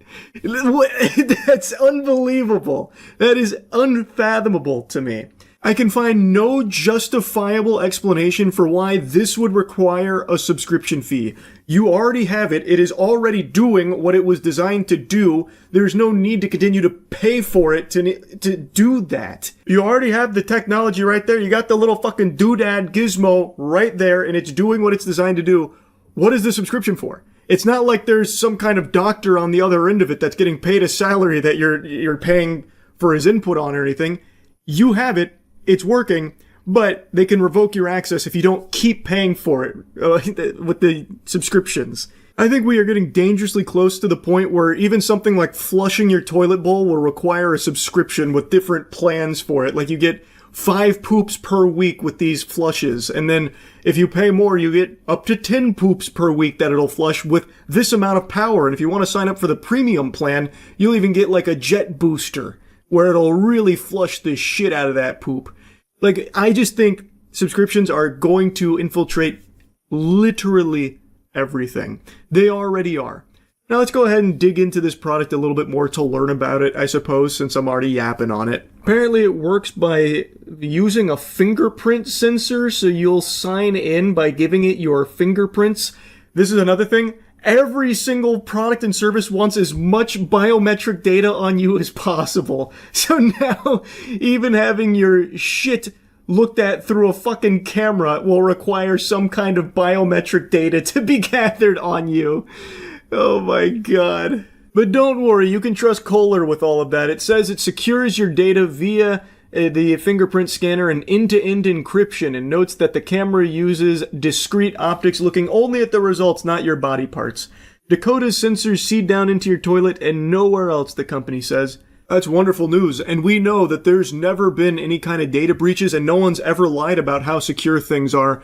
So we can take them at their word here, knowing full well that all of that data is super safe and encrypted, and there's not going to be any weird kind of peeping toms using this technology for nefarious, perverted purposes or anything like that.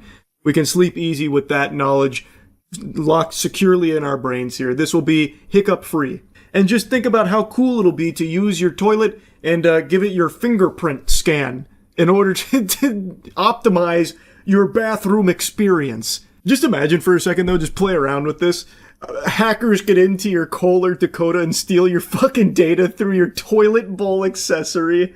I mean, everything is getting data breached. Like, every single service has had huge leaks recently. Now imagine once this is on the table and they get the fingerprint scans and whatever else that it happens to accumulate. Also, something kind of fun to play with. Imagine putting this on all of your toilets or something, and you have, like, company over, and they see that, and they're like, what the hell is this? He's like, oh, no, don't put your fingerprint on that, no! And then all of a sudden it logs a brand new set of poop. You're just having friends over for their Super Bowl party or something, and then all of a sudden your phone's blowing up with notifications from your Dakota app. Player 2 has entered the arena. Player 3 is in the lobby now. And it's like all this information on their poop and their gut health and all that shit. Here, hold on, I actually got a little guest star of my own. I don't know if you could hear that, but I just blew a little ass there. Anyway, though, I don't even hate the idea of the product. Like I said, I think that is actually, could be, a very valuable service to provide, given a reasonable price point and no subscription fee. The more I think about it, the more I hate this one in particular. The idea that this product could actually really help some people, like even be life-saving to a certain degree, and then locking that behind a perpetual paywall with this subscription fee, that just feels even more deplorable than most subscription models. That's pretty crazy to me, actually. Like, stay on top of your health, but only if you are financially able to perpetually do that. $156 per year, on top of the $600 you paid to have the device on the toilet in the first place. I hate that. I really do. Anyway, I really hate how everything is getting a forced subscription fee on top of everything. Every single business seems to be gravitating towards it. It sucks. Anyway, that's really about it. So yeah. If you went through and tallied all of my predictions I've ever made across my time on the internet, you would probably find a worse record than the 2008 Detroit Lions. My correct predictions versus my incorrect predictions, it's not even a competition, it's an embarrassment. I have a near X-Men-like mutation where if I make a prediction on something, I basically manifest the exact opposite into existence. But when it comes to Twitch and my hypotheses regarding their rule enforcement and how they're going to handle shit, so far, haven't really missed on that. So Nina Lynn, I've made a couple videos on. She's quickly become one of my least favorite people online. I feel the same way about her as children do about broccoli. I think she is just terrible, and even just having her put on my plate, I want to flip the table. She is just a truly destructive, annoying lobotomite I cannot stand. She also got away with sexual assault that was broadcast on Twitch and unapologetically treats it as some kind of joke that her victim should be embarrassed by that he even thought that he was sexually assaulted. She openly treats it as though it's no big deal, even though it is blatant textbook sexual assault. But anyway, I'm not going to just regurgitate everything I don't like about her. It's basically everything. And a little while ago, she got banned for stealing from Target, and then she also went on stream to talk about how she's actually stolen a lot more from Target than we even think she did. So she received a ban for it, and a lot of people were thinking that it might be permanent. I went against the grain and said, I think under no circumstances will it be permanent. If Twitch doesn't ban her for a literal crime, sexual assault, I can't imagine they're going to permanently ban her for stealing from Target. So I said pretty boldly, puffed out chest, that I think this will be like a week ban at most. It's been longer than a week, so hats off to Twitch. They've really done the difficult decision here to keep Sexual Assault Superstar off the platform for longer than a week, but I don't think it's going to last too much longer. And last night, a lot of people sent me a tweet claiming that Nina Lynn had been permabanned, which got me pretty excited. I was pumping my fists saying, yeah, whoopee, alright, cool, that's great news. I'd love to be wrong about my Twitch prediction. Now, where's the evidence? Did Twitch make a statement about it? Where's this coming from? Put that shit in my hand so I can start licking that shit like a lollipop, like my nice little dessert here. I'd love this to be true. But I can't find any information on her being permabanned at all. Just that single tweet that now a lot of other Twitter accounts are reporting. It seems to have just been pulled out of this guy's asshole. I can't find any statements on it whatsoever, so I took that with a big grain of salt. And then this morning, the sexual assault savant herself weighed in on this rumor saying, ain't no way MF's making shit up now. Y'all are obsessed. Don't worry, I'll be back. Should I do a trailer just 'cause of this? Even just reading words from her is annoying because she has to intertwine her fake bravado into everything. Oh, it's just so fucking cringe. And what does that even mean? Should I do a trailer now just 'cause of this? Like, that's her response to it? Oh, you made up rumors, huh? Well, you forced my hand. Now I'm gonna have to go down the nuclear option of making a trailer. Didn't want to have to do this, but now I've gotta. Okay, I guess. How tough. The only thing you should be making is a job application. Don't nobody want to watch a fucking Nina Lynn stream. Genuinely don't get who the audience is for sexual assault superstar Nina Lynn, because her shit sucks. The people watching that have to be the most stinky, unlikable losers imaginable. Like, all she does, especially post-sexual assault, is just go out in public and yell. And that's kind of it. She tries so desperately to make it seem like she doesn't care, but everything she says, every word she types is always like, can't wait for them to be mad. Oh, you're gonna be mad. These hoes are so mad. Post it on Twitter. Fuck your mom. You're mad. That's all she ever talks about. That is not the behavior of someone who actually doesn't care if it's the only thing that's ever in her empty fucking brain. It's so embarrassing. But anyway, the point of me yapping about this again was just about that rumor of her being permabanned. I'm not convinced. There's no evidence to suggest she actually is permabanned. Yes, she is still smited as of this moment. She's still banned. But I don't think that means it's going to last forever. Though, round of applause to Dan Clancy and the Goof Troop over there at Twitch for keeping her banned this long. I didn't even expect it to be this long of a punishment. But again, I don't think it's going to last too much longer. They're probably on the edge of their seat, biting their nails, waiting to unban her. Because they didn't ban her permanently for a blatant sexual assault. I don't think they have permanently banned her for stealing. I just find that highly unlikely. But again, I'd love to be wrong. Most of my predictions are, so maybe this one is too. Anyway, she sucks. That's really about it. See ya. A year ago now, a YouTuber named Megalag dropped a video that was the culmination of an extended investigation that spanned the course of a very long period of time about a company who has worked very closely in the YouTube ecosystem for years, Honey, who was once the YouTube darling sponsor absolutely everywhere, more common than the cold, and never really had like a bad reputation, but Megalag, through a very extensive investigation, found some shocking, shady things that not a lot of people knew about. And I don't want to just regurgitate everything from that video. I'm sure you probably have already seen it because it was such a huge deal. Even outside of just the YouTube space, it was a really big thing. Because this is a multi-billion-dollar company that was engaging in some really underhanded tactics that really tiptoe on the line for what is and is not legal, many would argue, which is why they've been faced with so many civil lawsuits since. Now, I know one of them was recently dismissed, but from what I can tell, it's not fully dismissed. It's pending an amendment, from what I can tell. But even still, even if that one gets crumpled up and thrown in the wastebasket from fucking way downtown, that's one of many. There's a lot still out there cooked up and being pushed against PayPal Honey. It's like the scene in SpongeBob when the anchovies charge the Krusty Krab. There is so many civil lawsuits here because a ton of people feel like they have been wronged, misled, and even in certain cases scammed by PayPal Honey. Megalag came from the top turnbuckle and delivered a biblical smackdown with a lot of really convincing evidence, and just released his part 2, the follow-up, which goes even deeper and exposes even more, and also starts talking about it from the small businesses that are being affected and a lot of things that are just being outright lied about by PayPal Honey, allegedly here. It's fascinating, and PayPal Honey has cease and desisted Megalag, claiming a bit of horseradish, I would say, trying to silence him, because these are really damning things. The evidence is very, very strong. I highly recommend you check out the entire video from Megalag here. Of course, I'll link it in the description. I'm only going to cover a small portion of this because I really think you need to watch the entire thing. I think you need to see how the sausage is made here, but I will cover a couple of core components.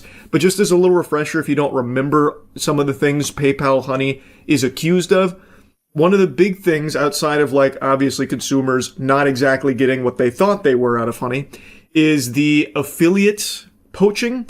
So creators that worked with Honey that would have their own special deals to promote to their audience, the audience would then use those codes on the website, but Honey had some protocol that would occasionally perhaps poach that sale and take the commission that was supposed to go to the creator, and they would take the lion's share. There were a lot of cases that Megalag was able to point to, and even in his follow-up video shows even stronger evidence for, of how this actually functions, where it seems to be a core component of Honey itself, where it will overwrite your cookie, it will inject itself, and it is looking to make that commission in a lot of cases. It's very scummy shit. And I know after the first video he dropped, a lot of people's response was, who gives a fuck? The creators can suck my dick, and my heart doesn't break for these businesses. They can go eat dirt. Okay, that's your prerogative. I'm not your fucking dad. I'm not going to come in there with the belt and make you change your mind or whatever. That's fine. But in this second part of the video, you can hear from a business how that actually fucks you as a consumer. A few hours ago, PayPal's lawyer sent me a cease and desist letter and requested Patreon take down my video under a copyright infringement claim. I consider this a direct attack against my fundamental rights as an independent journalist. PayPal has specifically taken issue with the fact that an anonymous source discovered Honey had left their source code exposed within their iOS app, which, if you know where to look, is publicly accessible. This anonymous source found the code and sent it to me. I reviewed the code for security research purposes, which is a protected act, and I only published relevant sections of the code that provide important context to the story, which I consider within the realm of public interest. I haven't seen the unredacted video here where the source code was, like, more talked about, where he had these video components that showed, I suppose, sections of that when it was relevant, but it seems like it was more so a convenient excuse for PayPal to get the video taken down from his Patreon, and in order to get around that for the YouTube video, he just took the entire section out. Again, I haven't seen with my own peepers here what it looked like in all its glory with the full makeup on, where, you know, the source code section was intact. But just based off of, like, the small bits, apparently it wasn't even that long, it feels like it's a pretty flimsy thing for PayPal to try and, like, strike it down for. I imagine it's more so to, like, hide even further proof for some of the things that you're about to learn about in the rest of the video.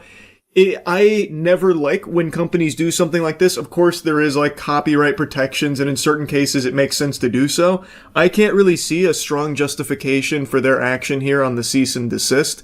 It doesn't really pass the smell test for me here, especially considering it seems like he was very reserved with what was displayed from the source code based on how he speaks about it. But again, I can't say for 100% certain. I just find it hard to believe that PayPal Honey was acting in good faith with the cease and desist. That seems like they're trying to hush him up a bit. Why?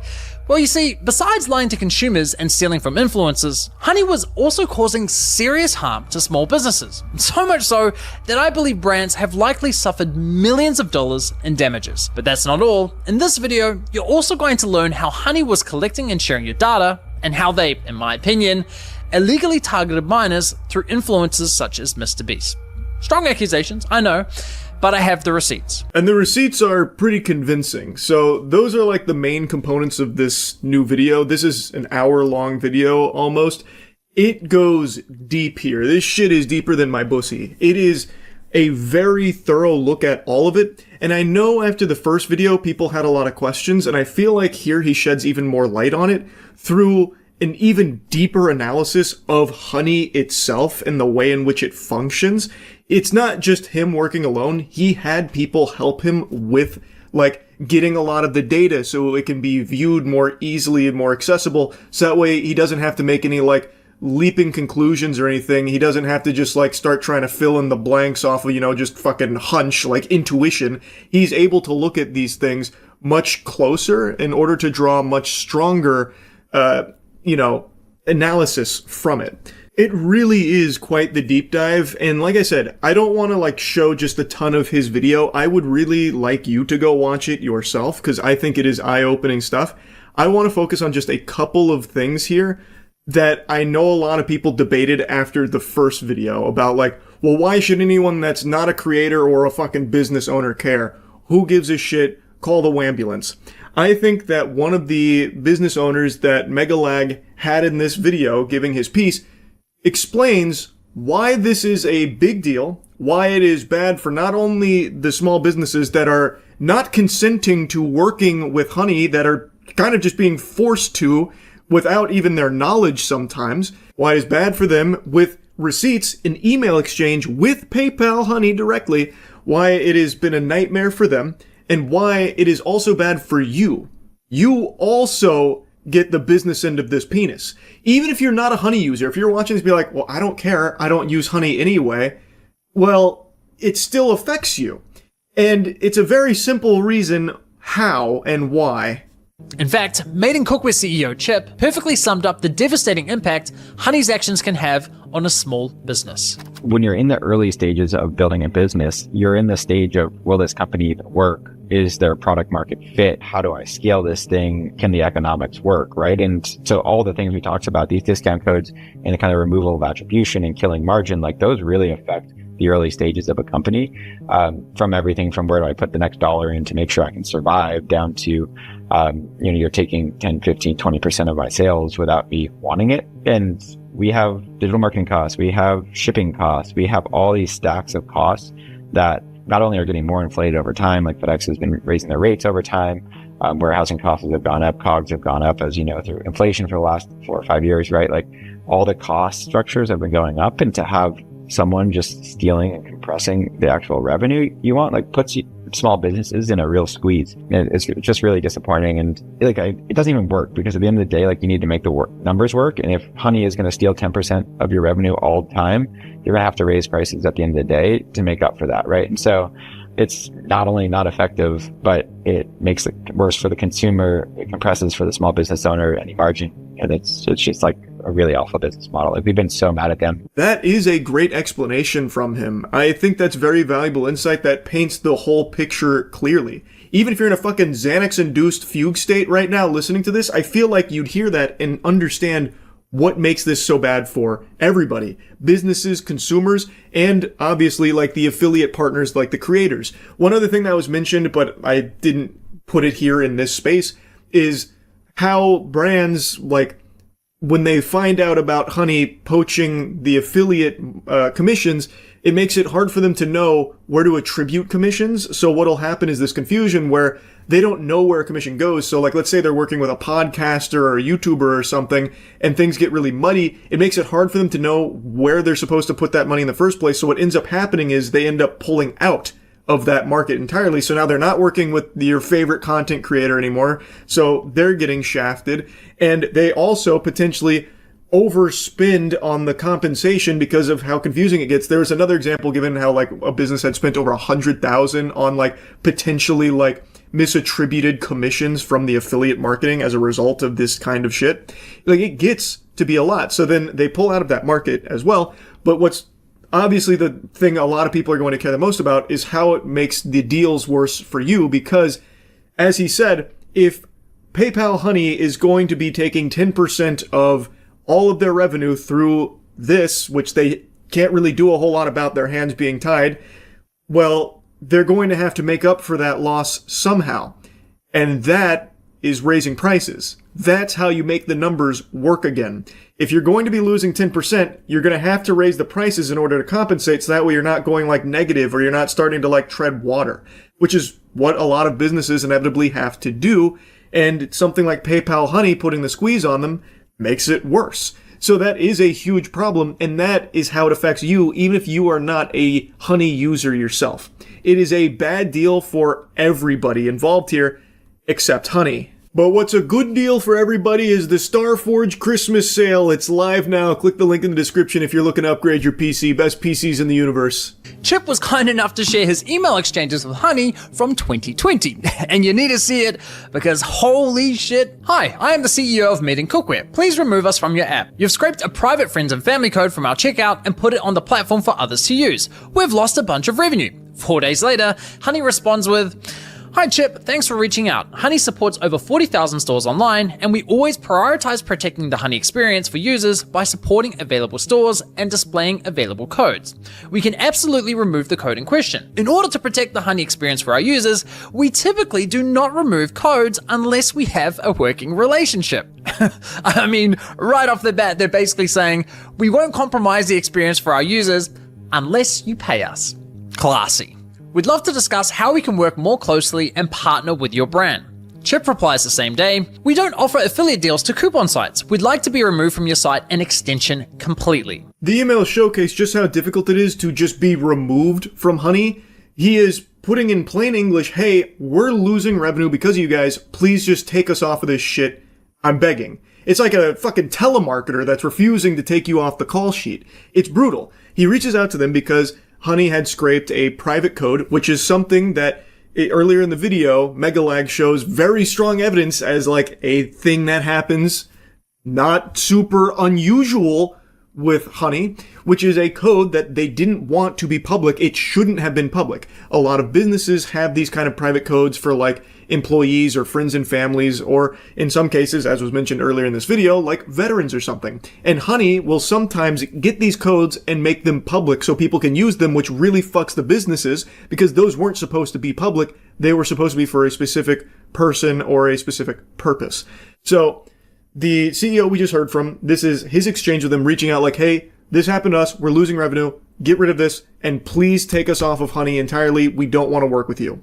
And whatever zombie he's talking to over there at Honey is just not letting that shit fly. They're playing hardball, trying their best to keep them shackled to Honey, even though they didn't want Honey to be there in the first place. They were uninvited to this hootenanny, yet now they don't have a choice. His leak code was added through Honey's user-generated coupon functionality. No surprises there. She completely ignores his request to be removed from the platform, only offering to remove the leaked employee discount. Chip replies the same day, "Our friends and family code was listed on your site. That was an internal code meant for a small group of people that was never published anywhere. Our whole site can't be removed from your app." Honey only responds a week later, confirming they removed the employee discount, but again, completely ignores Chip's request to be removed from Honey. Chip responds immediately, pushing for an answer, but they ignore his email completely. A month later, and Honey leaks another private discount code. "Hi, please remove from your app. That is a private code behind a private employee perk login. This should never be public. I don't understand how you feel taking a private employee perk and making that public to the world is helping our business." Honey responds confirming they removed the code, but instead of taking responsibility, they try shifting the blame onto Chip, suggesting his employees might be responsible for sharing the code with Honey. But given what we know about their system, I'm willing to bet Honey were responsible for the leak, not Chip's employees. Honey then suggests that Chip creates single-use codes for each and every employee. Wonderful. Thanks for the unsolicited advice there on how he should run his business with his employees here, knowing full well that Honey does, in cases, take that kind of shit, even if it wasn't the fault of the employee. Allegedly.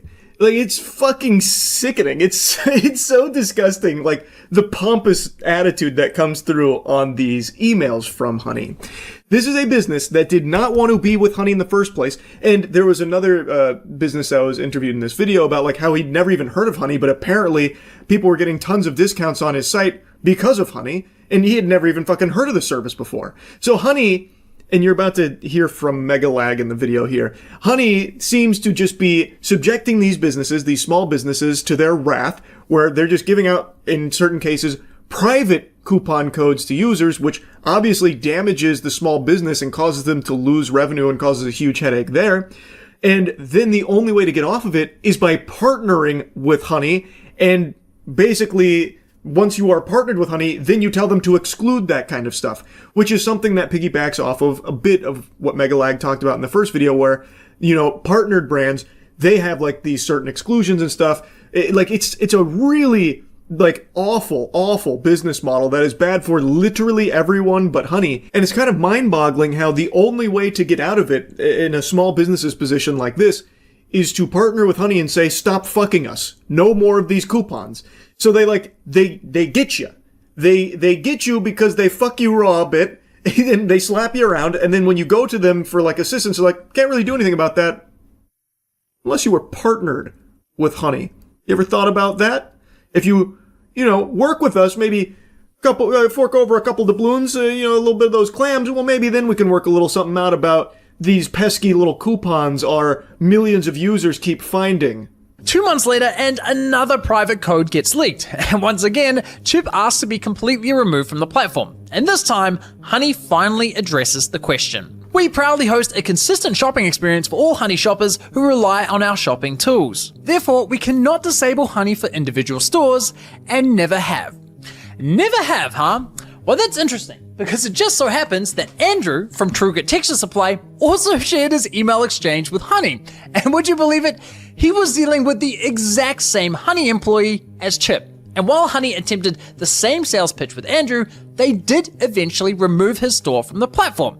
So yes, it is possible, and yes, they have done it before. Once again, we've caught Honey in yet another calculated and deliberate lie. And make no mistake, it was deliberate, because this employee, Kelly, confirmed the removal of Andrew's store just 1 month before assuring Chip that Honey had never removed a store before. Yeah, it's pretty hard to argue that there. It's the same person, and also they removed that previous business a month prior to this exchange with my cookware. So, it's pretty obvious that she's telling some tall tales here. This is a big old fib. They can remove them from Honey, but it seems like they'd rather not, because they'd rather you partner with them so that way they can get a little more out of it, and then you can finally stop bleeding money through these private coupons that surprisingly just keep getting leaked through Honey. It's so fucked up. Like, it really is like a crazy rabbit hole here. When merchants discover their codes have leaked and then they want to clamp down on that, they go to these coupon extensions and plea and request to have their codes removed. And 9 times out of 10, the response is join our affiliate program and you'll have more granular control over that. And so I think merchants tend to feel a little bit as though they're being blackmailed or extorted, because you join the affiliate program and then you have to pay that coupon extension company every time somebody uses a code. And you're doing that in order to have them not share your codes. That beautifully explains just how scummy this model is, where it does appear that these small businesses feel forced to join these programs here with companies like PayPal Honey, because if they don't, well, they might keep having these problems, but by joining that company, they're not exactly all that much better off, because now they're going to have to make those affiliate payments there. So it is just a lose-lose for the businesses. Now, I don't want to spend too much time talking about that section here. Again, I think you should watch the whole video. I do want to touch on where he gets into the Mr. Beast component, which is in the thumbnail, and something that was mentioned at the start of the video about how he believes that Honey has been strategically targeting minors in certain instances based on who they've partnered with, like Mr. Beast, as well as a couple other examples he gives, and why that might not exactly be completely legal, allegedly, because there is laws about collecting data on minors. And through his investigation, with very, very strong evidence, including some of PayPal Honey's own information that they themselves have talked about, they do collect your data. They do seemingly share your data. And on the video, there's even a brief clip where someone is talking about the benefits of Honey's data collection. So even though they explicitly advertise they don't do any of that weirdo shit like collecting and sharing your data or anything like that, the truth of it is that they do collect your data. And to their merchants, they even do brag about how much data they have, and they do share that data. Megalag had a lot of very compelling evidence to prove that fact. I feel like it's pretty obvious, given everything that is accessible, that they do indeed collect that. I'll go ahead and show you that brief clip there, and then we'll get into like how the marketing to minors may be a big issue for Honey. For their partnered merchant. Discussing the benefits of Honey's data for their partnered merchants. One of the metrics that we assess very frequently for merchants that work with Honey is, cross-store shopping. So, how many other stores is a user visiting as well as the store in question? Are they going to 6 stores? Are they going to 7 stores? Are they going to 10 stores before they make a decision on where to purchase? And here's another former senior partnerships manager. So one of the things we have insight into at Honey, because we're a browser extension and we can see our shoppers and how they shop, is that shoppers love to cross-site comparison shop. We're really kind of following the shopper where they go, and we're with them every step of the way. We have all sorts of tools to make those consumers stickier to those direct-to-consumer brands. And here's a former PayPal executive discussing how beneficial the data is for their goals. We've got a full suite of solutions across our consumer platforms that help drive new customers, that help drive loyalty, that help drive conversion, and ultimately sales lift. And we have a lot of analytics and a lot of data, a lot of shopper data, obviously, and that's something that we can unlock on behalf of our partners. You've got to hand it to Honey. They've truly mastered the art of selling bullshit narratives. To users, they promise privacy, insisting, hey, we never sell or share your data. But to their merchants, they literally bragged about how much of your data they had and how it could be leveraged to provide them with valuable insights into your shopping habits. I think we can say with a pretty high level of confidence that PayPal Honey does seemingly collect your data and is more than willing to share it. So that whole claim they like to make, and even it was part of some of their marketing about, we don't collect your data and we certainly don't share that data or sell it or anything like that. Looking like that might have been a big load of hooey. Now, as it relates to being potentially a huge issue when it comes to like who they were targeting with some of their advertising is what I briefly mentioned earlier, where there are laws in place about collecting data on minors. There is a whole host of laws in regards to that subject, and you're about to hear Megalag explain it, but the core issue is, based on some of their ads they were running with some of their partners, as well as who they were partnering with for some of these ads, it does seem like they were directly trying to target Honey to minors, which means they would be collecting data on minors through having this browser extension on their devices. It's potentially illegal in numerous jurisdictions. Many countries have very strict regulations when it comes to the collection of personal data from minors, and for good reason. Therefore, if you intend on having minors use your product, many jurisdictions require that you obtain parental consent first. But this adds all kinds of technical and legal complexities, which is why many platforms simply limit the use of their service to adults only in their privacy policy, which was Honey's approach, making him Honey's #1 sponsor. In fact, according to my data, Mr. Beast sponsorships represent over 1/3 of Honey's total sponsor views on YouTube. But it wasn't just Mr. Beast. Honey sponsored many channels whose content was, in my opinion, clearly targeted at minors. They sponsored Minecraft channels, Roblox channels, cartoon channels. I mean, just watch this video and tell me it's not targeted at children.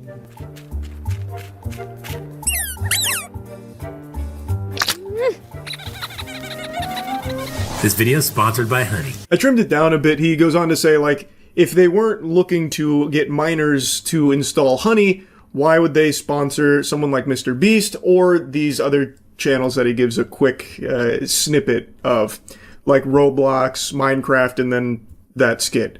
And he's right. The main demographic of Mr. Beast, it is children. I'm pretty sure that's like an objectively true statement based on data. And Roblox is predominantly a platform used by children. And that cat skit definitely seems like some Nick Jr. stuff there for children. Like, it does appear like they did have marketing pushes that were trying to get Honey in front of the eyes of minors and trying to get them to install it on their browser. If Honey wanted to target minors so badly, they should have just sponsored one. Oh, wait a minute, that's exactly what they did. This, ladies and gentlemen, is Desiree Machado, who at the time was just 14 years old. Guys, I'm only 14. Hilariously, one of her videos that Honey sponsored is appropriately titled Back to School. Honey even ran her sponsored segment as a paid advert on YouTube. If you weren't convinced before, I imagine that was enough to convince you. That's pretty damning. They literally sponsored a child to promote Honey, and even used her sponsored segment as a paid advertisement across YouTube.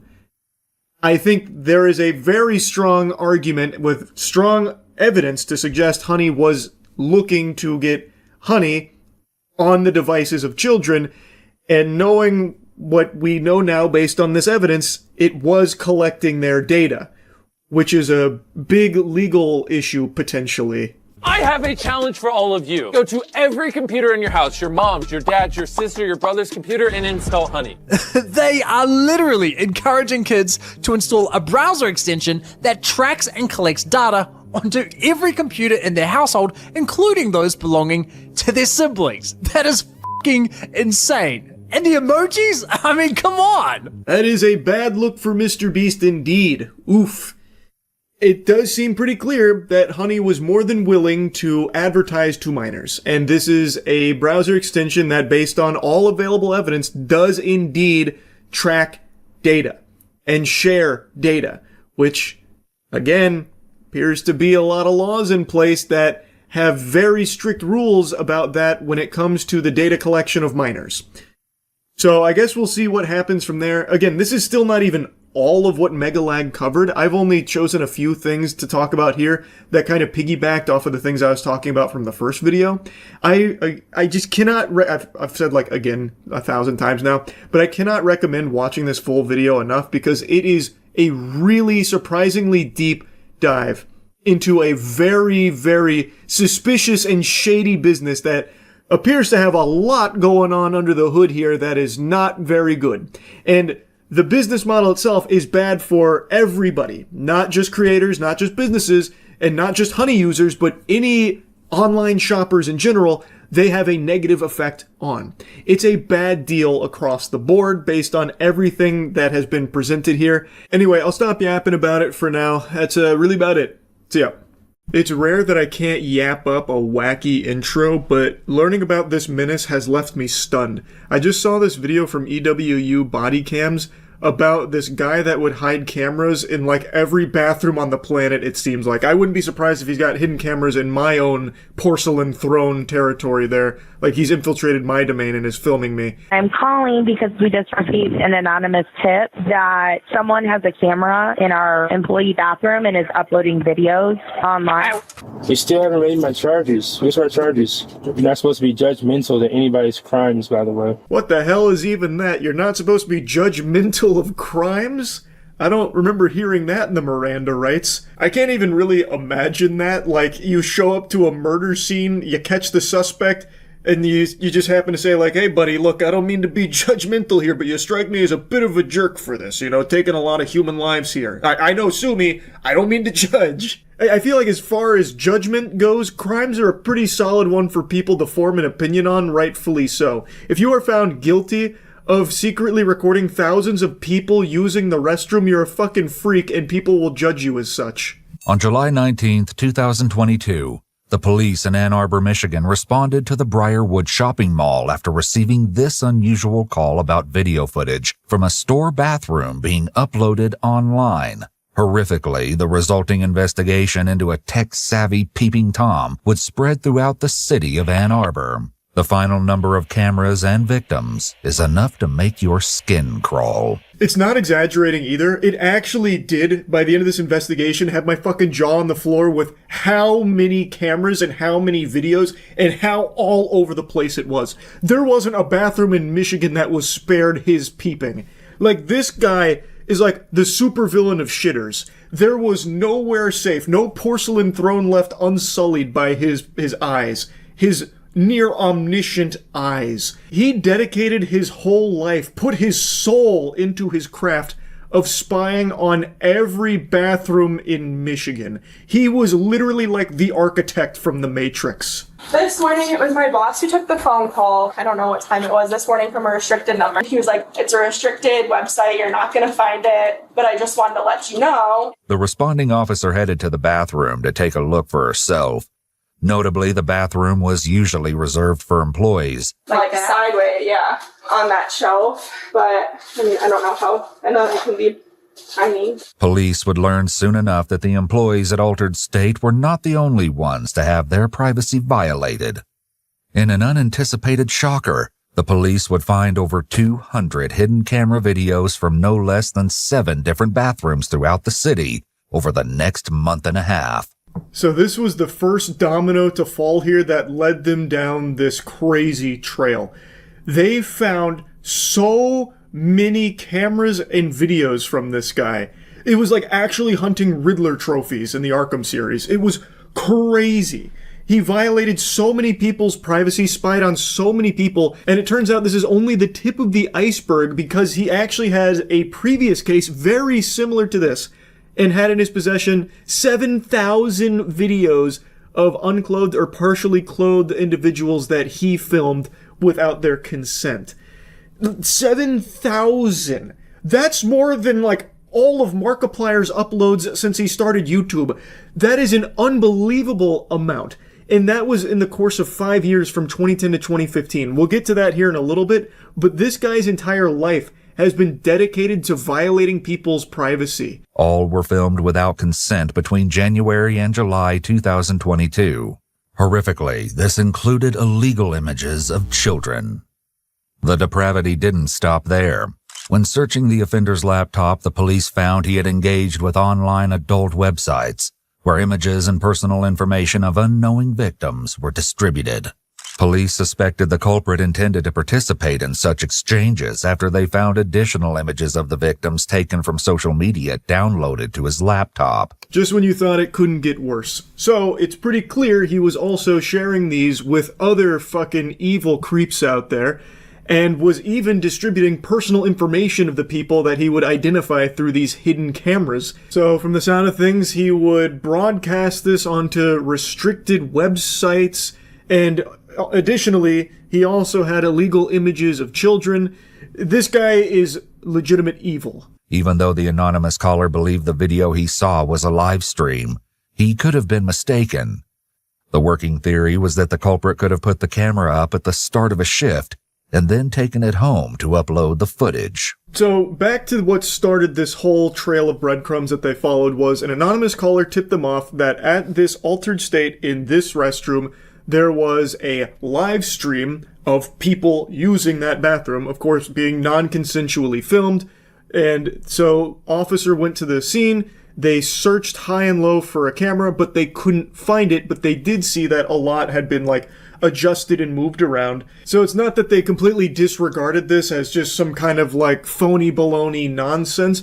It's one of those things where they started speculating, well, maybe it wasn't a live stream, maybe they had taken the camera home and uploaded the footage to those sites, and the caller was just mistaken thinking that it was live. Something else the anonymous caller said prevented the current lack of evidence from stonewalling the investigation. The man fitting the caller's description was 36-year-old Eric Deshaun Morton. This was not his first run-in with police. But everyone said he was going to the bathroom a lot last night, and they thought that he just was trying to not work. It seemed likely that Eric was up to something far more nefarious than just slacking. Yeah, jacking. This disgusting asshole has an entire history of doing shit like this. The anonymous caller was telling them about someone that could have been behind it, and the person they described fit this man's description. So they looked into him a bit. They were talking about how the previous night he was going to the bathroom a lot. I guess he drank way too much soda, so he just had the big-time pee-pee, a lot of urine in his bladder. But they speculated, this is probably when he was setting up the camera or tending to the camera. especially when the manager added that he made a habit of using the ladies' restroom rather than the men's room. When he was previously asked about this, Eric made the excuse that he used the ladies' room because it was stocked with gloves, which he said he liked to wear while he worked. A bulletproof defense right there. It's watertight. Man rolled a 20 on the charisma check. That was impressive. So he had a habit of using the ladies' room, and his reason for it was, well, they have gloves there. I like gloves. Checkmate. Damn, his story checks out. This guy's good. After learning that Eric's son was present, the officers decided to uncuff him. They escorted his son outside to play and brought out some snacks to keep the child occupied while the search progressed. A pen camera containing a micro SD card was connected via USB. When going through one of the bedrooms, they found a small black bag containing more hidden cameras, some of which were like the pen camera found in the living room. Computer forensics experts discovered his stash of more than 200 secretly recorded videos of people using the bathroom. Unsurprisingly, the authorities didn't necessarily buy the excuse he used for the ladies' room being the really nice gloves that they have stocked in there, so they ended up getting a search warrant. They then arrived at his abode. He mentioned his son was there, so they brought his son outside to play while they searched the house. While searching, they found tons of hidden cameras. They even found a pin camera that was actively plugged into a computer. So you had all these like Mission Impossible doodads and gadgets, all of which used for surveillance, hidden surveillance. And they confiscated some packages and a lot of this for evidence. And then eventually the forensics experts found his stash, which was 200 videos of people using the bathroom. Which, you know, maybe there's a perfectly valid explanation. Maybe he was just checking to make sure they weren't doing back-to-front wiping, because, you know, that in and of itself is a sin. Maybe he was just looking out for people's well-being, ensuring proper wiping technique, you know. Maybe there's a perfectly justifiable excuse that he was secretly recording all of these people. Authorities got an arrest warrant. They went to his other job at a hotel and arrested him there, which surprisingly was not his first run-in with the authorities. In fact, in 2015, he was arrested for very similar things. He'd previously been arrested back in 2015, coincidentally by some of the same officers. In May 2015, Eric was arrested after a woman caught him filming her through a peephole while she used a porta-potty. Further investigation revealed more of Eric's disturbing behavior. He tried to film a stranger through a porta-potty peephole. I didn't even know porta-potties had peepholes. I'm assuming he custom-built that himself, fucking threw a glory hole in there and used it to film people. Or maybe he, like, built his own, like, soundstage that looked like a porta-potty so it could film people. I don't know. It's fucking crazy, though. The lunacy knows no bounds. And he would actually proudly post about shit on Twitter, too. So, like, they bring up tweets here. Like, the first one they show about him cleaning out his phone, and then he has the gall to say, "In Jesus' name." In 2022, Eric was confronted by a coworker who found a camera disguised as a phone charger in the women's restroom. It was plugged in and facing the toilet. Eric insisted it was a regular phone charger and fled with the device. Unsurprisingly, he was fired from his job. I'm assuming this footage they're showing comes from his Twitter, or maybe like he had a TikTok account where he's doing this loser shit like Naruto running while doing a 360. I have no idea. But it is unbelievable the links he would go to for this depravity. So he had a hidden camera phone charger, like this fucking crazy, like, spy gadget that he plugged into a wall outlet in the bathroom and had face the toilet. Like, you can't trust any household objects in Michigan while this guy was on the loose. I didn't realize technology reached the point where we could disguise phone chargers as hidden cameras. So good on the astute observer that happened to pick up on that and then confronted him about it, which of course he denied, and then he snatched it away and Naruto ran off into the distance. But like, it's just crazy. Like, there was nothing sacred in bathrooms across Michigan. You think that that's a skid mark in the toilet from a previous poop? Nope. Actually a hidden camera from Eric. You think your parents are actually your parents? Nope. Actually DARPA drones that Eric designed for the sole purpose of trying to convince you to go to the bathroom so they could spy on you for Eric's hard drive. It's unbelievable how many cameras he was setting up in bathrooms across the entire area.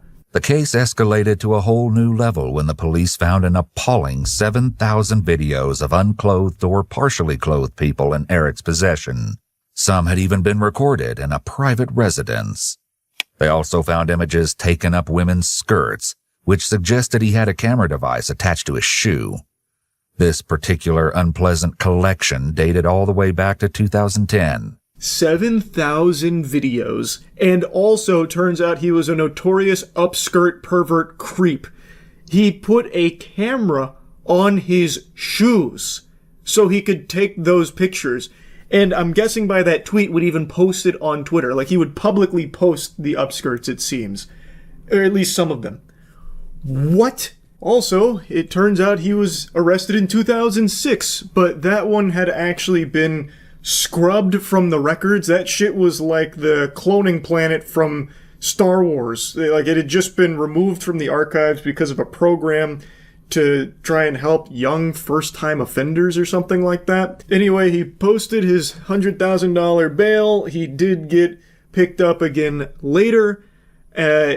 Turns out him getting arrested didn't mean shit to him. In fact, through some of what they recovered, they were able to actually figure out the timing of a good chunk of it, and some of it he had recorded after being discharged the same day.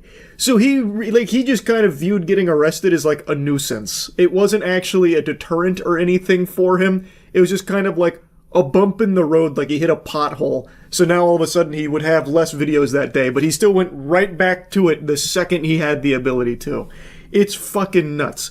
And then, in the back of the police car, this is where that clip in the beginning comes from. He then tries like a bunch of like weird conversational tactics and gotchas to try and like, I don't know, strengthen his case of innocence while in the back. And that eventually leads him to stating that the officer is not supposed to be judgmental of crime. So now he starts to try and lecture the officer on morality. You're not supposed to be judgmental to anybody's crimes, by the way. I need your badge number, by the way. I didn't do anything. I don't know what you're talking about. No, when I say I do worse, when you say I do worse stuff when I was getting in the car. No, when you said you're not supposed to do that. Don't fight. And I said, you're right. It's worse. Yeah, but you're not supposed to do that. Why am I not? Because you're not supposed to judge crimes. You're supposed to be. What are you talking about? All right, man. Not exactly Phoenix Wright, but a very interesting tactic to try nonetheless. You judged my crime. I'm going to need your badge number. You're not allowed to do that. And the officer's like, what the fuck are you talking about? Didn't even do that. In 2024, Eric was convicted of 13 felonies. Eric was sentenced to 8 to 20 years and will not be eligible for parole until 2030. The true number of Eric Morton's victims, along with the identity of the anonymous caller who started the investigation, will likely never be known. They successfully identified 15 victims, and Eric was convicted on these 13 felonies, so he's facing 8 to 20 years. Ideally, he'll get the full 20 behind bars, but the thing is, even 2 decades in the slammer, I feel like the day he gets released, he's going right back to it. He's hopping right back in the saddle. He has been doing this for over a decade, and no matter how many times he's been taken into custody and arrested, or even been in jail for these crimes, he then gets right back to it. Like, this is, to him, his life's mission. This is why he was put on this earth. To compromise bathrooms. It's fucking sickening. Anyway, though, I wanted to just talk about this a little bit. This story just had me stunned. So yeah, that's really about it. See ya. I just got to witness the conclusion of what I believe to be the worst trilogy of films ever produced. I think anyone that has subjected themselves to the torture of watching Strangers Chapter 1, Chapter 2, and Chapter 3 will probably agree that there is no series of films this bad. Because even though there are worst individual films, they don't ever see a sequel or, heaven forbid, a trilogy. Usually, they just stop at the first blunder, but somehow Chapter 1, Chapter 2, and Chapter 3 of The Strangers goes the distance. And it started horrible. Strangers Chapter 1 was one of the worst movies of that year. And then Strangers Chapter 2 came out, and that was one of the worst movies of that year. And now Strangers Chapter 3 is here, and it is no doubt one of the worst movies that this year we'll see. To quickly clear up confusion, because every time I mention this franchise, people think about the wrong film. The Strangers Chapter 1 I'm referring to is not the 2008 classic that most people fondly remember, myself included. I'm talking about the 2024 soft reboot called The Strangers Chapter 1 that I wager 99% of you didn't even know exists. This movie is horrible. Strangers Chapter 1 is horrible. Chapter 2 is terrible, and Chapter 3 is what I can only describe as sinful, because it's a level that is so atrocious that I actually feel dirty, and I feel like in the eyes of the Lord, I am now lesser in his eyes for having watched it. This defies all sense of rational thinking. Strangers Chapter 1 started awful, and each new entry into the franchise only got worse. They learned no lessons and only kept progressively getting shittier. I didn't even think something like that was possible. But before diving in, I want to just quickly let you all know that right now we're doing a Chainsaw Man collab with Starforge, so if you've ever wanted to upgrade your PC and also are a huge fan of Chainsaw Man, now's the perfect time to check it out. Link in the description. Anyway, since I bore witness to it, I want to share my thoughts. Of course, I wrote down notes here because this one was shockingly bad. Somehow, even though they had already filmed all three movies, this one feels extremely rushed, like they had no time, no budget left, and not a single fucking care in the world to finish it off in a sensible manner. Anyway, this picks up right where Chapter 2 leaves off, after our main character, Maya, was able to overpower one of her pursuers and ends up with her death. She killed one of the strangers. It was the main love interest from the guy in the mask with the axe. His name is Gregory. And the woman that is killed now was his childhood crush. They killed Tamara together, and since that day they were obsessed with killing random people that came into town. So it picks up right after she's dead. Gregory's over her corpse, hits it with the axe a few times, and then throws it in the back of his pickup truck with the other girl that's following him around, who's still a mystery as of this moment. Oh, spoiler warning, by the way. Who gives a fuck? No one cares. Spoiler warning, though. Maya is watching all of this unfold. Gregory and her drive away, and then Maya starts walking. She was hiding in the forest watching all this. So she's walking along the road. The sheriff then picks her up, and the sheriff's giving real creepy vibes, feeling real yucky. So Maya tricks him and steals his vehicle. As Maya is driving away, she gets maybe 50 yards. She didn't get far at all. She got about as many yards as Drake May did in the Super Bowl in the first half. She gets literally nowhere, puts the pedal to the metal, and instantly takes her eyes off the road to start fiddling around in something in the passenger seat and crashes the car. Immediately. I'm pretty sure the sheriff could still see her after she crashed the car. And then Gregory comes back in the pickup truck and knocks her out and takes her out of the car. It immediately off-rip, this movie pissed me off. Why would she immediately take her eyes off the road to do something in the passenger seat with random files and folders? She has no fucking clue what she's even tinkering with. Why is she doing that? She could have easily just got away, drove out of town, and been totally fine. Which also would have saved a few other lives too, had she done that. But she makes the inexplicable choice to just do one of these while, literally just, foot fucking blasting on the accelerator, not looking at all, and crashing into a tree. It was so dumb. It was so stupid. Anyway, though, we then get a flashback that explains the relationship between the sheriff and Gregory, the axe guy.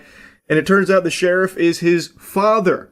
And his father wanted to protect his son. His son was facing imprisonment for the murder of Tamara. And being such a stand-up great dad, he was able to prevent that from happening, and then tries to set rules with Gregory and the girl that he's always with, whose name I don't even fucking remember. But the two that started this whole thing of killing, they randomly just murder a guy in the woods with an axe, and the sheriff comes over and he's like, son, I knew this was going to happen again, so we're going to need to lay some ground rules. You can't kill townspeople. You can only murder people that visit us.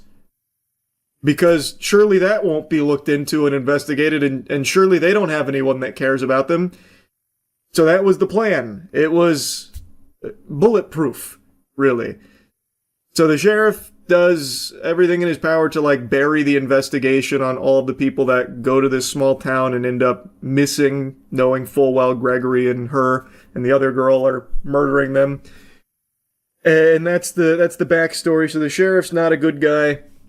But Gregory, in the last movie, ended up killing some townspeople, which has the townspeople even more scared because they know that when people come to this small town, they die, they end up missing, but they know that since they're residents of the town, they're safe until all of a sudden they're not, because Gregory has now killed some normal townspeople. So the sheriff's partner's like, look, but I'm going to call in the out-of-state police because this is out of control now. And then the sheriff kills him. He jabs him in the head with like a tiny little medical instrument, instantly killing him. So then Gregory has Maya in like this underground facility, and he puts the mask on her, the mask that the girls wear, the strangers wear. He puts that on Maya, so that way she'll team up and join his crew, which she does. So now Maya's traveling with Gregory and the other girl to go murder some out-of-town people.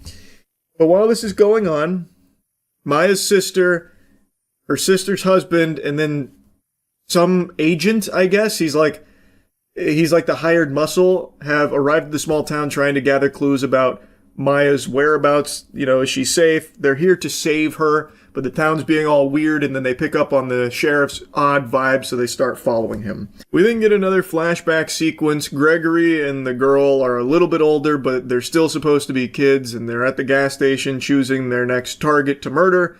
She goes inside the gas station to get some food, and some weirdo walks up to her and starts hitting on her with some really, really uncomfortable dialogue saying, "I'm really good with my hands." And then the dude's girlfriend comes out and she's like, I thought you said you'd never do this kind of thing again. You promised. And he's like, shut up, babe. You know what it looks like. And then they go off to the motel together. And then Gregory and that girl decide that that's going to be their target, those two. So they go to the motel with intent to kill them. She knocks on the door with the classic, "Is Tamara here?" And there was no response. So then they break in to find that that girl had actually stabbed and killed the boyfriend. She had murdered the boyfriend, and then she joins their team. So that's the third stranger. That's the other girl in the crew, is that lady who murdered her boyfriend there. That's the gang, and that's the whole backstory. Now, one thing this movie really likes to do is bastardize the iconic line from the original Strangers movie, which was, when asked, "Why are you doing this?" the response was, "Because you were home." This franchise has completely ruined that, and they've changed it to "Because you're here." So, throughout this trilogy, the victims asked, "Why are you doing this?" And they say, "Because you're here." They do that again in the beginning of this movie where they're just showcasing a random kill, just in order to remind you of, like, the 2008 movie that a lot of people still associate with this franchise, even though this is so far removed from it. It's a joke. But yeah, they have their own version here, and then they also have the "Is Tamara home?" which I think they were really hoping would catch on as like an eerie, iconic line. It's not. It's fucking dumb. Anyway, though, I think that's the last flashback in the movie. So, what happens next? Maya has now joined the team, unwillingly, like she is tied, like her hands are tied, and they're in a hotel. They have found some victims, they've broken in, they've tied them to chairs, and now Gregory tells Maya to kill one. She shakes her head, she refuses, so then Gregory starts killing one of them with an axe. He kills this man with an axe, and while he's doing that, Maya grabs the machete out of the girl's hand and stabs and kills her. The other stranger, the girl that we just learned about in the flashback. She kills her and then slams her head on the ground, making sure to finish the job. She's now dead. Maya's killed her. And she goes into like a trance where it seems like the weight of this kill is weighing on her, or maybe she really enjoyed the thrill of killing her. And Gregory picks up on that, so he stops murdering the guy with the axe. He's already dead, though. And he stands up Maya and then guides her hand with the blade to kill the other girl, which she does. So now Maya has just played a sizable role in the death of this random woman, and it seems like she feels nothing. In fact, maybe she even enjoyed it, which is something Gregory said. He said, felt good, didn't it? It is bizarre how shitty this idea is. Like, there was no build-up to this at all. Maya just all of a sudden starts going along with it. It's fucking trash. But anyway, the sister's husband and the agent are trailing the sheriff. They're doing a terrible job, by the way. It's the middle of the night in a small town on a single-lane dirt road, and they are only like maybe 4 car lengths behind them with their headlights on. Mind you, they are supposed to be incognito. They're supposed to be tailing him unnoticed. Yet they have their headlights on right behind him. So then the sheriff like pulls over and turns his headlights off and basically just disappears. So then they drive by him, get lost, find a random trailer, and the agent's like, you guys need to go in the trailer and stay safe. I'm gonna go wander around in the woods here.